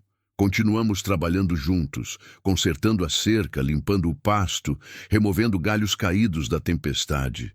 O garoto era forte para o tamanho, trabalhador, não reclamava do calor nem do suor. E trabalhando ao lado dele, comecei a entender. Entender por que Helena fazia o que fazia, por que arriscava a liberdade toda a madrugada, por que aguentava tanta dor, tanto cansaço, tanta solidão. Por ele, porque quando você ama alguém de verdade, não existe sacrifício grande demais. Lucia tinha sido assim comigo também. Quando a doença veio, ela escondeu os sintomas por meses. Não queria me preocupar, não queria ser peso. Só quando já estava tarde demais, quando a dor era insuportável, ela contou. Desculpa, ela disse na noite do diagnóstico, chorando no meu colo. Desculpa por te fazer passar por isso, como se o câncer fosse culpa dela, como se morrer fosse escolha. Balancei a cabeça, afastando as memórias. Seu pai ensinou você a trabalhar na roça? Perguntei para Lucas, mudando de assunto. Ensinou, ele respondeu orgulhoso. Ele dizia que homem tem que saber fazer de tudo um pouco. Consertar cerca, plantar, colher, cuidar de bicho. Nunca se sabe quando vai precisar. Era fazendeiro? Não, mas cresceu na roça. Interior do Piauí. Veio para cá procurando vida melhor. Encontrou? Lucas deu de ombros. Não sei. Morreu antes de conseguir. Mas tentou. Acho que isso conta. Trabalhamos até o sol ficar alto demais. O calor insuportável. Voltamos para casa suados, cobertos de poeira. Helena estava na cozinha, sentada, descascando mandioca. Quando nos viu entrar, franziu a testa. Vocês estão trabalhando juntos? Estamos, respondi. Lucas, você devia estar estudando. É sábado, mana. E daí? Tem lição de casa? O garoto revirou os olhos. Tenho, mas faço depois. Faz agora. Helena, agora, ela repetiu, num tom que não aceitava discussão. Lucas resmungou, mas obedeceu. Pegou a mochila que tinha trazido, foi para o quarto. Helena olhou para mim. Não deixa ele trabalhar demais. Ele precisa estudar. Eu sei. Sério, Antônio. Estudo é a única chance que ele tem de sair dessa vida. Não quero que ele acabe igual a mim. Você não acabou em lugar nenhum, retruquei. Você tá viva, tá lutando. Tô sobrevivendo, ela corrigiu. É diferente. Sentei na cadeira em frente a ela. Peguei uma mandioca, comecei a descascar também. Você já pensou em fazer diferente? Perguntei. Como assim? Sei lá. Procurar emprego fixo. Parar de caçar. Helena soltou uma risada sem humor. Você acha que eu não tento? Já procurei emprego em todo lugar. Mercado, loja, restaurante, fazenda. Ninguém quer mulher sem estudo, sem experiência, sem referência. E quando aparece algo, pagam tão pouco que não dá nem pro aluguel. E se você estudasse? Com que tempo? Com que dinheiro? Ela perguntou, largando a faca. Eu acordo de madrugada para caçar. Volto, faço comida, limpo a casa, lavo roupa, cuido do Lucas. De tarde faço bico onde aparece. De noite, Caio morta. Onde que entras tudo nisso? A voz dela estava ficando alterada, frustrada. Desculpa, falei. Não queria... Não, você tem razão de perguntar.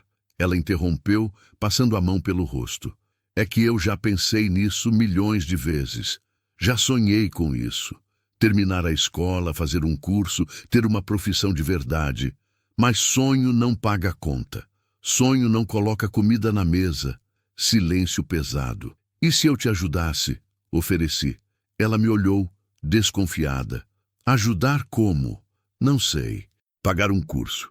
Ou deixar vocês morarem aqui enquanto você estuda. Ou, sei lá, alguma coisa. Por quê? A pergunta de sempre.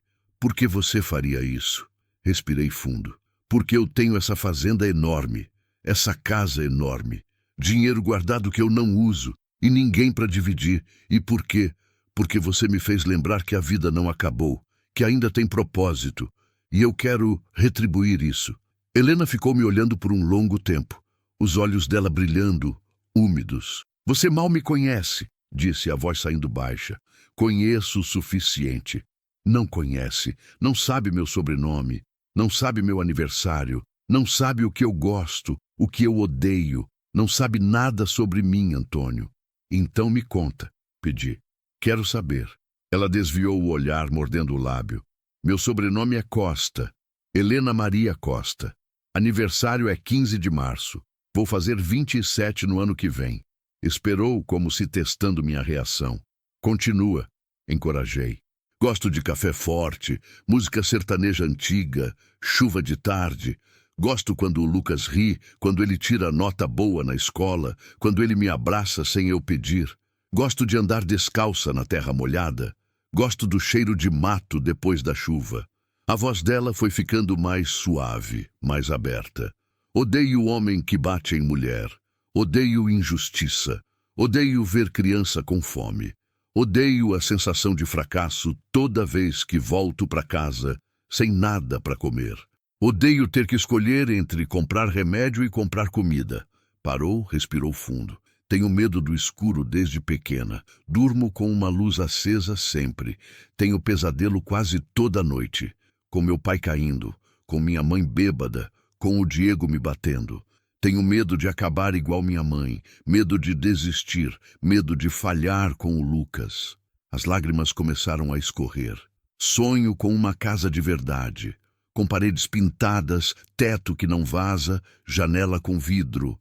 Sonho em ter uma geladeira cheia, em não ter que acordar de madrugada para caçar, em poder dormir sem preocupação, em ver o Lucas formado, com diploma, com futuro. Ela limpou as lágrimas com as costas da mão.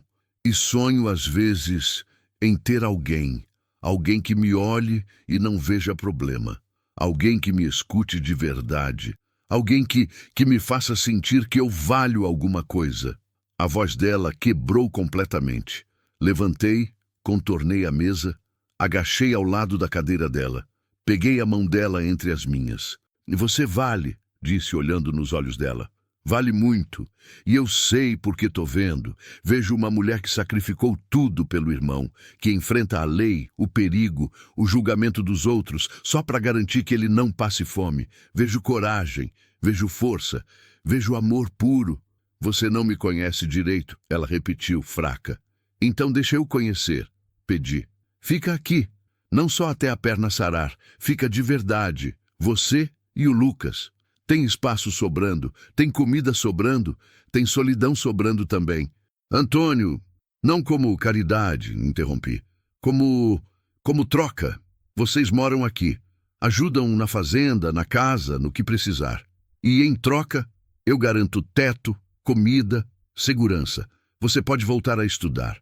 O Lucas pode focar na escola sem preocupação. E eu tenho companhia. Tenho propósito de novo. Helena me olhou, o rosto molhado de lágrimas, a expressão de quem quer acreditar, mas tem medo. E se não der certo?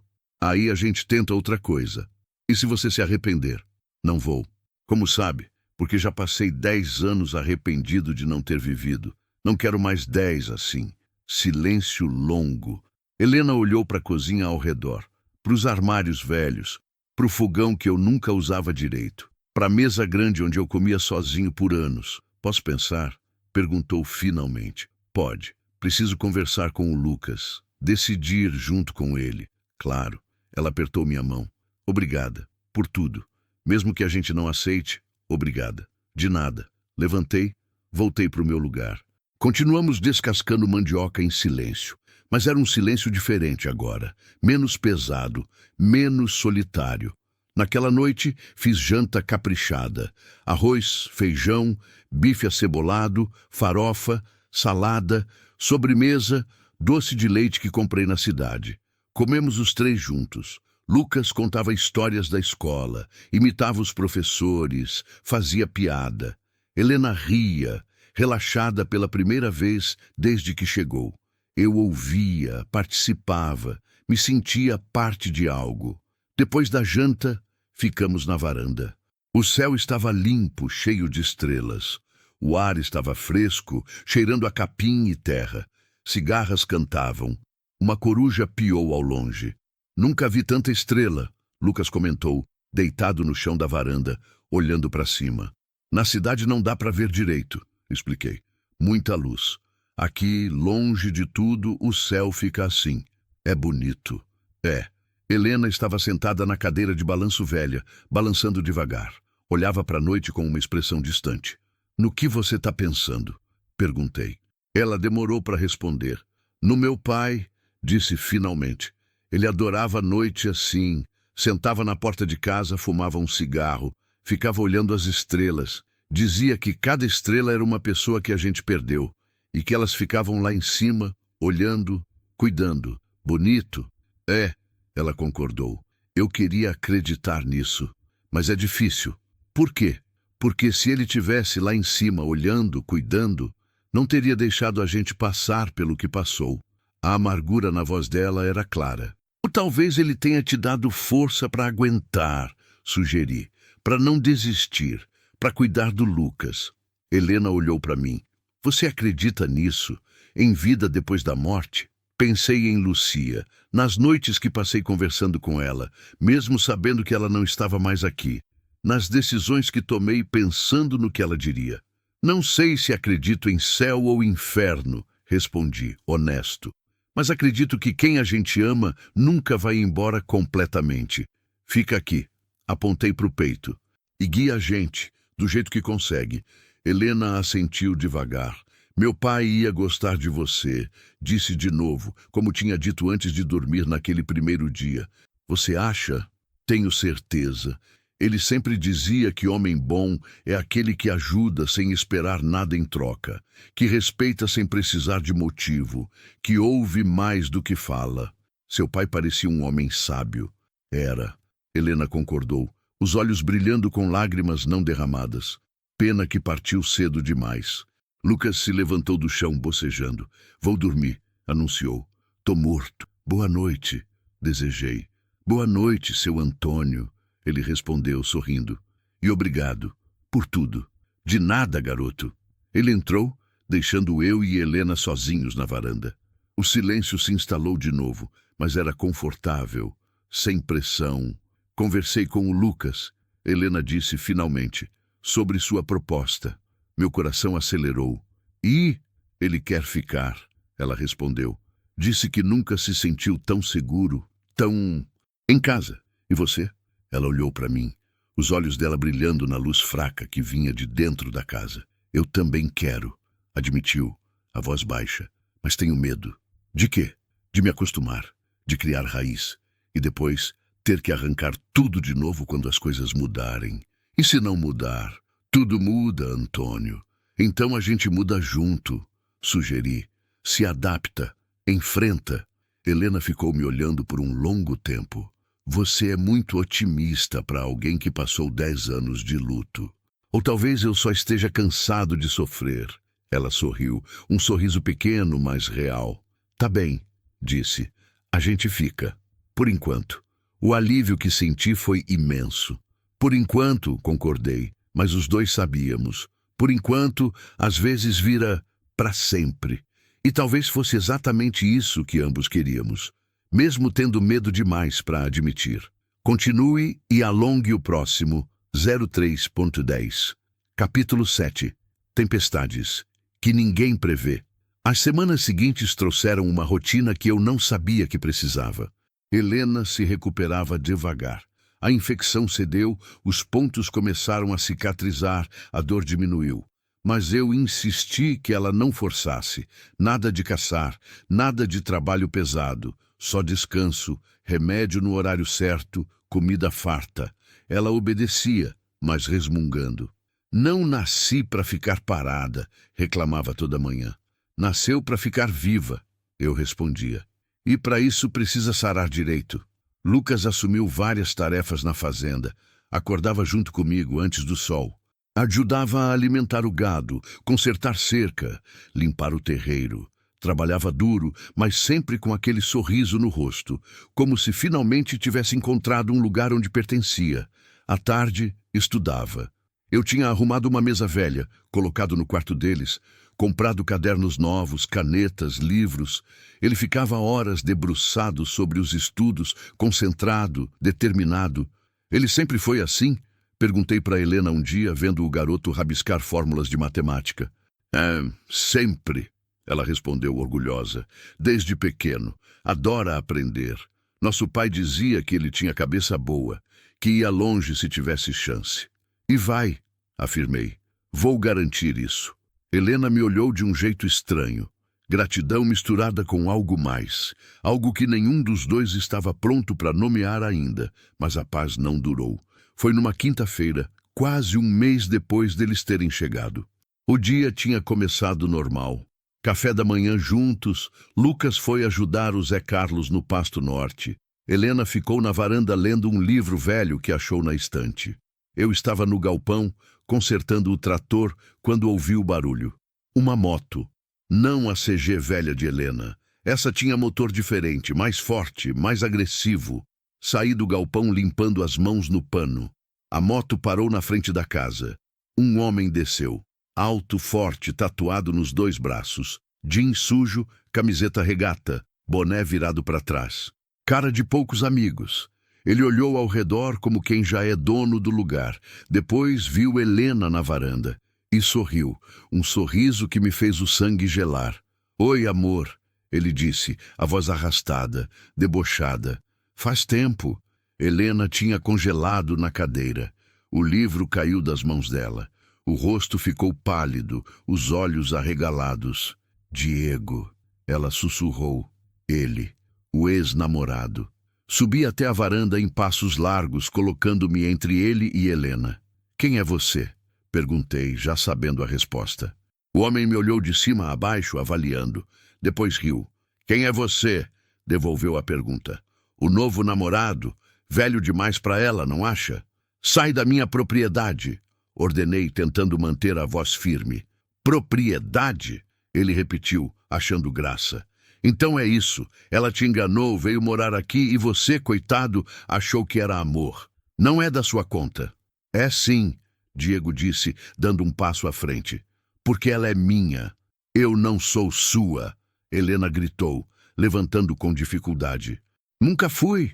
Cala a boca, ele rosnou, e o tom mudou completamente. Ficou frio, perigoso. Cala essa boca antes que eu faça você calar. Instintivamente, abri os braços, bloqueando qualquer acesso a ela. Você não encosta nela. Diego riu de novo, mas não tinha humor na risada. Ou o quê? Você vai me impedir? Olha para você, velho. Deve ter o quê, 50 anos? Eu te quebro no meio. Pode tentar. Ficamos nos encarando. Ele avaliando se eu era ameaça real ou só blefe. Eu tentando não mostrar o quanto meu coração estava acelerado. Como você me achou? Helena perguntou, a voz tremendo. Perguntei por aí, Diego respondeu, sem tirar os olhos de mim. Todo mundo sabe onde você anda. Cidade pequena, amor. Segredo não dura. Eu não quero você aqui. Não me importa o que você quer, ele disse, finalmente olhando para ela. E o jeito que olhou, possessivo, raivoso, obsessivo, me fez entender exatamente o tipo de homem que ele era. Você é minha. Sempre foi. Sempre vai ser. Não sou. Helena repetiu, mas a voz saiu mais fraca agora, com medo. Diego deu outro passo. Eu bloqueei de novo. Última chance, avisei. Sai daqui, agora. Você não manda em mim. Não, mas mando na minha terra e você está invadindo. Vou chamar a polícia, ele ameaçou. Chama, desafiei. E explica para eles por que você está aqui ameaçando uma mulher. Diego apertou os punhos. Vi os músculos do pescoço dele tensionarem. Ele queria brigar, queria me acertar. Queria arrastar Helena dali à força, mas sabia que não podia. Não ali, não ainda. Isso não acaba aqui, ele disse recuando devagar. Você vai se arrepender, velho. E você, apontou para Helena, vai voltar para casa, onde pertence. Nunca, ela disse, encontrando coragem em algum lugar. Prefiro morrer. Diego sorriu. Um sorriso gelado, cruel. Pode ser arranjado. Subiu na moto, deu partida. Antes de sair, olhou para mim mais uma vez. Cuida bem dela enquanto pode, disse, porque não vai durar. E foi embora, deixando uma nuvem de poeira e ameaça no ar. Assim que o barulho da moto sumiu, Helena desabou. As pernas cederam. Eu a segurei antes que caísse. Ela tremia descontroladamente, soluçando, agarrada em mim como se fosse se afogar. Ele vai me matar, chorava. Ele vai me matar, Antônio. Eu sei que vai. Não vai, prometi sem saber se podia cumprir. Não vou deixar. Você não conhece ele, não sabe do que ele é capaz. Então me conta.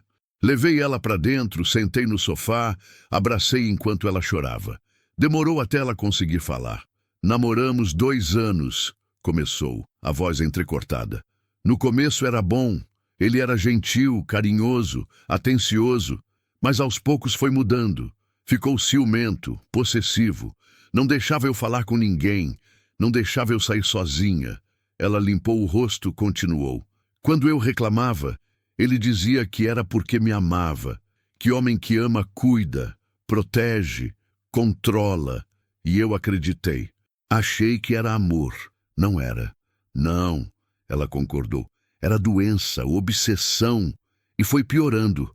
Começou a gritar, depois a empurrar, depois a bater. A voz dela quebrou de novo. A primeira vez que ele me bateu de verdade foi porque eu conversei com um vizinho. Só conversei. O vizinho tinha uns 60 anos, era casado, só estava sendo educado. Mas o Diego enlouqueceu, me arrastou para dentro de casa, me deu um tapa que me jogou no chão. Depois chorou. Pediu desculpa, disse que nunca mais ia acontecer. Mas aconteceu. Aconteceu, Helena confirmou. De novo, e de novo, e de novo. Até que um dia ele me machucou feio. Quebrou minha costela. Eu desmaiei de dor. O Lucas ligou para a ambulância. Ela olhou para mim, os olhos vermelhos e inchados. Foi no hospital que eu decidi. Nunca mais. Preferia morrer do que voltar para ele. Quando saí, mudei de casa. Troquei de número. Comecei a caçar de madrugada para ele não me ver. Mas ele continuou procurando. Continua até hoje. Aparece de vez em quando. Ameaça. Diz que se não pode me ter, vai me destruir. E eu acredito nele, Antônio. Ele é capaz. Segurei o rosto dela entre minhas mãos. Forcei ela a me olhar. Escuta, disse, firme. Ele não vai te machucar. Nunca mais. Enquanto você estiver aqui, nessa casa, nessa terra, eu garanto sua segurança. Como? Do jeito que for preciso. E se não for suficiente? Vai ser, prometi, mesmo não sabendo como cumpriria. Naquele momento, Lucas entrou correndo, ofegante, assustado. Eu vi, gritou. Vi ele saindo. Era o Diego, não era? Helena tentou se recompor, limpar as lágrimas. Era. O que ele queria? Nada. Já foi embora. Ele vai voltar, Lucas disse. Não era pergunta. Sempre volta. Não aqui, afirmei. Aqui ele não entra mais. Lucas me olhou querendo acreditar. Como vai impedir? Vou dar um jeito. Mas mesmo falando com convicção, por dentro eu sabia. Não seria fácil. Homens como Diego não desistem. Não aceitam não. Não entendem limites. E quando sentem que estão perdendo o controle, ficam perigosos. Muito perigosos. Naquela noite, ninguém dormiu direito. Helena teve pesadelo. Acordou gritando. Fui até o quarto, acendi a luz, sentei na cama ao lado dela. Foi só sonho. Acalmei, segurando a mão dela. Ele estava aqui. Ela chorava. Na casa, me arrastando. E você não conseguia me ajudar. Não vai acontecer. Você não sabe disso. Sei. Menti. Confie em mim. Ela se agarrou em mim, tremendo. Fiquei ali, segurando ela, até o sono voltar. Quando saí do quarto, Lucas estava na sala, sentado no escuro. Não consegue dormir? Perguntei. Não, ele respondeu. Fico pensando. No quê? Em como proteger ela se ele voltar, se tentar alguma coisa. Sentei ao lado dele. Não é sua responsabilidade. É sim, Lucas disse olhando para mim. Ela sacrificou tudo por mim. Agora é minha vez. Você tem 15 anos. E daí? Meu pai tinha menos quando começou a trabalhar para sustentar a família. Idade não importa quando alguém que você ama está em perigo. A determinação na voz dele era impressionante. Seu pai te ensinou a lutar? Perguntei. Ensinou, Lucas respondeu. E a usar arma também. Não sou expert, mas sei o básico. Fiquei olhando para ele, aquele garoto que parecia tão jovem, mas que já tinha vivido tanto, que tinha perdido tanto e que ainda assim não desistia. Na manhã, decidi. Eu te ensino mais. Mais o quê? A se defender direito, a proteger quem você ama, a ser o homem que seu pai queria que você fosse. Lucas me olhou com aqueles olhos escuros iguais aos da irmã, e pela primeira vez vi esperança real ali. Obrigado, seu Antônio. De nada, garoto. Mas no fundo eu sabia. Ensinar um adolescente a lutar não seria suficiente. Diego era homem adulto, forte, violento, provavelmente armado. E eu era um fazendeiro de 45 anos que não brigava fazia décadas. Se ele voltasse decidido a levar Helena à força, teríamos problemas. Problemas sérios. Mas uma coisa eu tinha certeza. Ele teria que me matar primeiro. Porque eu tinha passado 10 anos morto por dentro. E agora que finalmente voltei a sentir, a viver, a ter propósito, não ia deixar ninguém tirar isso de mim. Ninguém. Na manhã seguinte, acordei cedo, antes de qualquer um. Fui até o quarto onde guardava as armas antigas do meu pai. Revólver calibre 38, espingarda calibre 12, carabina 22. Limpei todas, olhei, carreguei e coloquei escondidas em pontos estratégicos da casa. Uma embaixo da pia da cozinha, uma no armário da sala, uma no quarto. Esperava nunca precisar usar, mas se precisasse, estaria pronto. Porque às vezes, proteger quem a gente ama significa estar disposto a fazer coisas que nunca imaginou. Mesmo que isso signifique cruzar linhas. Mesmo que isso signifique virar alguém que você não reconhece. Porque no fim, amor não é só ternura. Às vezes, amor é ferocidade. É estar disposto a sangrar, ou fazer sangrar, pelo bem de quem você não pode perder. E eu já tinha perdido demais na vida. Não ia perder de novo. Continue. 0312. Capítulo 8. O preço de recomeçar. Os dias seguintes foram tensos. Helena mal saía do quarto. Passava horas olhando pela janela, como se esperasse Diego aparecer a qualquer momento. Mal comia. Mal dormia. O medo tinha tomado conta dela de um jeito que eu nunca tinha visto antes. Lucas ficou mais quieto também. Menos risos, menos conversa. Passava o tempo todo alerta, vigiando como um soldado em território inimigo. E eu me preparava. Conversei com o Zé Carlos, expliquei a situação, pedi para ele ficar atento, avisar se visse alguém estranho rondando. Ele entendeu sem eu precisar dizer muito. Homem de roça conhece esse tipo de problema. Já viu antes. Tem que tomar cuidado, patrão, ele avisou. Homem violento não tem medo de nada. Ainda mais quando sente que perdeu o controle. Eu sei. Precisa de ajuda, é só chamar. Tenho uns amigos que podem dar uma força. Agradeci. Mas sabia que não queria envolver mais gente. Quanto menos pessoas, melhor. Foi numa terça-feira, 5 dias depois da visita de Diego, que as coisas mudaram de verdade. Eu estava no Pasto Sul, verificando o gado quando o celular tocou. Número desconhecido. Atendi com o coração apertado. Alô? Antônio Ribeiro. Voz masculina, formal. Sou eu. Aqui é o delegado Marcelo. De Rialma. Preciso falar com o senhor sobre uma denúncia. Meu sangue gelou. Que tipo de denúncia? Melhor conversarmos pessoalmente. Pode vir até a delegacia hoje? Do que se trata? Caça ilegal e receptação de produto de crime ambiental. Filho da puta. Diego tinha denunciado, não a Helena diretamente. Tinha me denunciado. Sabia que se ela fosse presa, eu não poderia protegê-la. Vou aí agora, respondi tentando manter a voz neutra. Desliguei. Fiquei parado por um momento, processando. Voltei para casa rapidamente. Helena estava na varanda. Ela viu minha cara e levantou na hora. O que aconteceu? A polícia quer falar comigo sobre caça ilegal. O rosto dela ficou branco. Foi ele. O Diego denunciou. Eu sei. Antônio, desculpa. Ela começou a chorar. Desculpa, eu trouxe isso para você, eu... Segurei os ombros dela, firme. Escuta, não foi você, foi ele, e a gente vai lidar com isso. Como? Ainda não sei. Mas vamos. Chamei Lucas, expliquei a situação para os dois. Ficam aqui, ordenei. Trancam a casa, não abrem para ninguém que não seja eu ou o Zé Carlos. Entendido? Entendido, Lucas respondeu. E se ele aparecer? Helena perguntou apavorada. Liga para a polícia e usa isso. Estendi o revólver 38 para ela. Sabe usar? Ela olhou para a arma, depois para mim. Meu pai me ensinou. Então usa se precisar. Não para matar, só para assustar. Para dar tempo da polícia chegar. Helena pegou a arma com mãos trêmulas. Tem certeza? Tenho. Saí antes de mudar de ideia.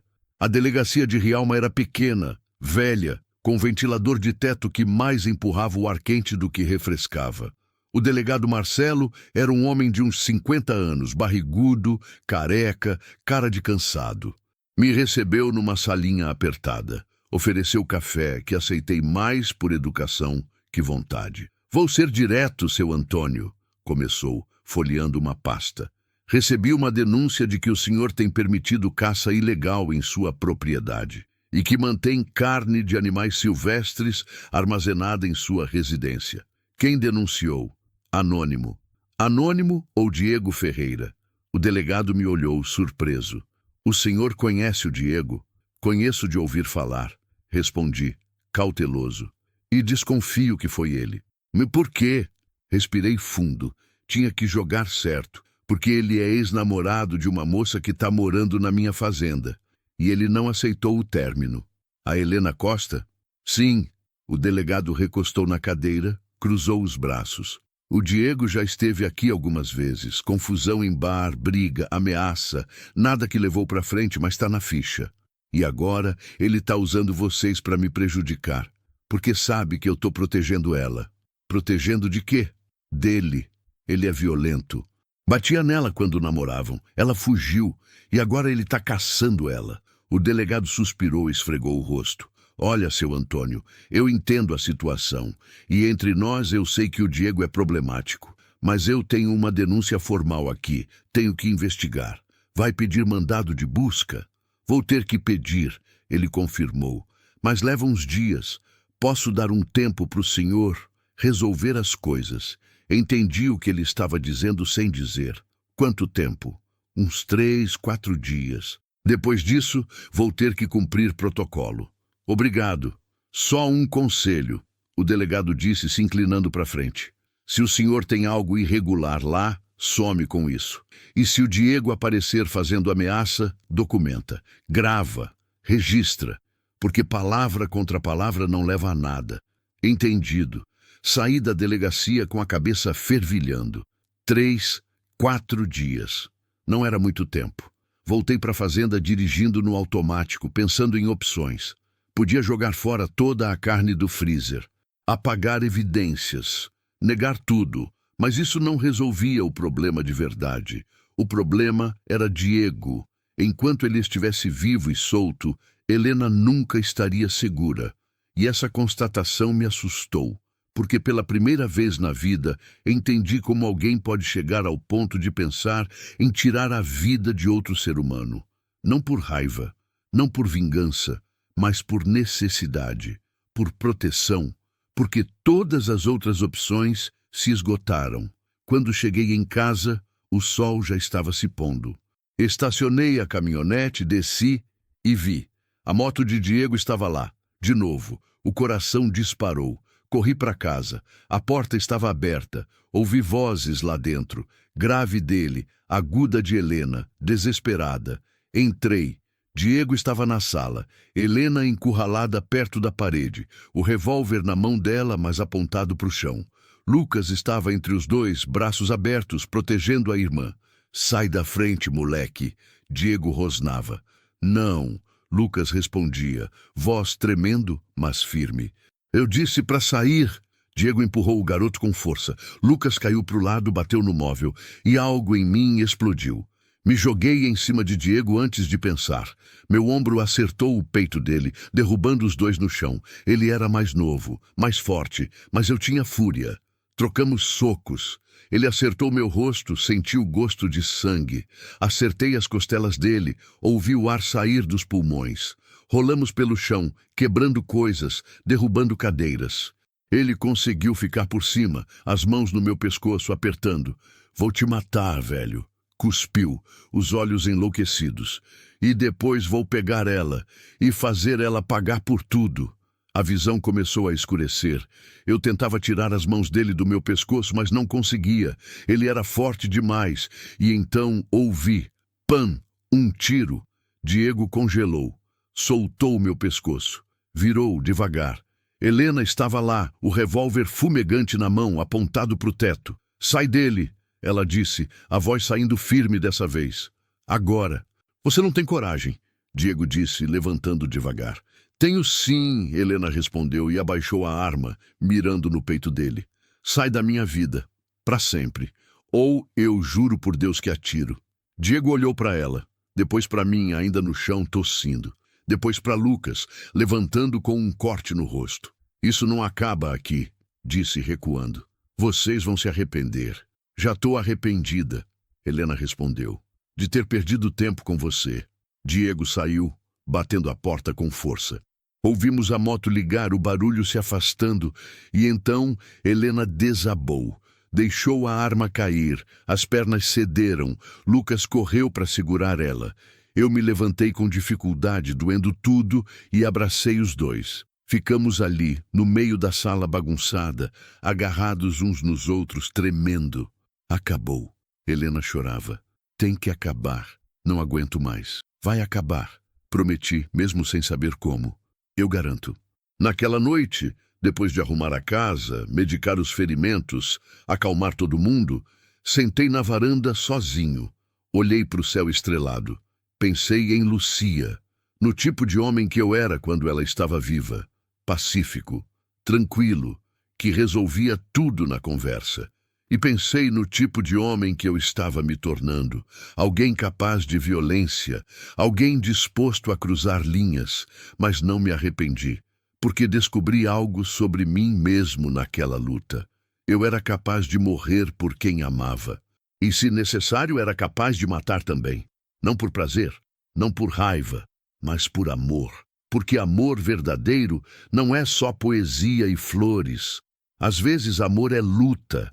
É sangue, é estar disposto a virar monstro para proteger quem importa. E se Diego voltasse, quando voltasse, eu estaria pronto. Porque tinha encontrado algo que valia a pena lutar, algo que valia a pena sangrar, algo que finalmente valia a pena viver. Olhei para a casa iluminada atrás de mim. Helena e Lucas dormindo, finalmente seguros. Minha casa, minha família agora. E ninguém ia tirar isso de mim. Nem Diego, nem a lei, nem o destino. Eu tinha passado 10 anos enterrado no luto, mas agora tinha ressuscitado. E quem ressuscita não volta para a cova facilmente. Luta até o fim, custe o que custar. Fim. Às vezes o amor nos transforma em pessoas que nunca imaginamos ser. E às vezes essa transformação é exatamente o que precisávamos. Porque amar de verdade é estar disposto a renascer, mesmo que isso signifique deixar morrer quem éramos antes.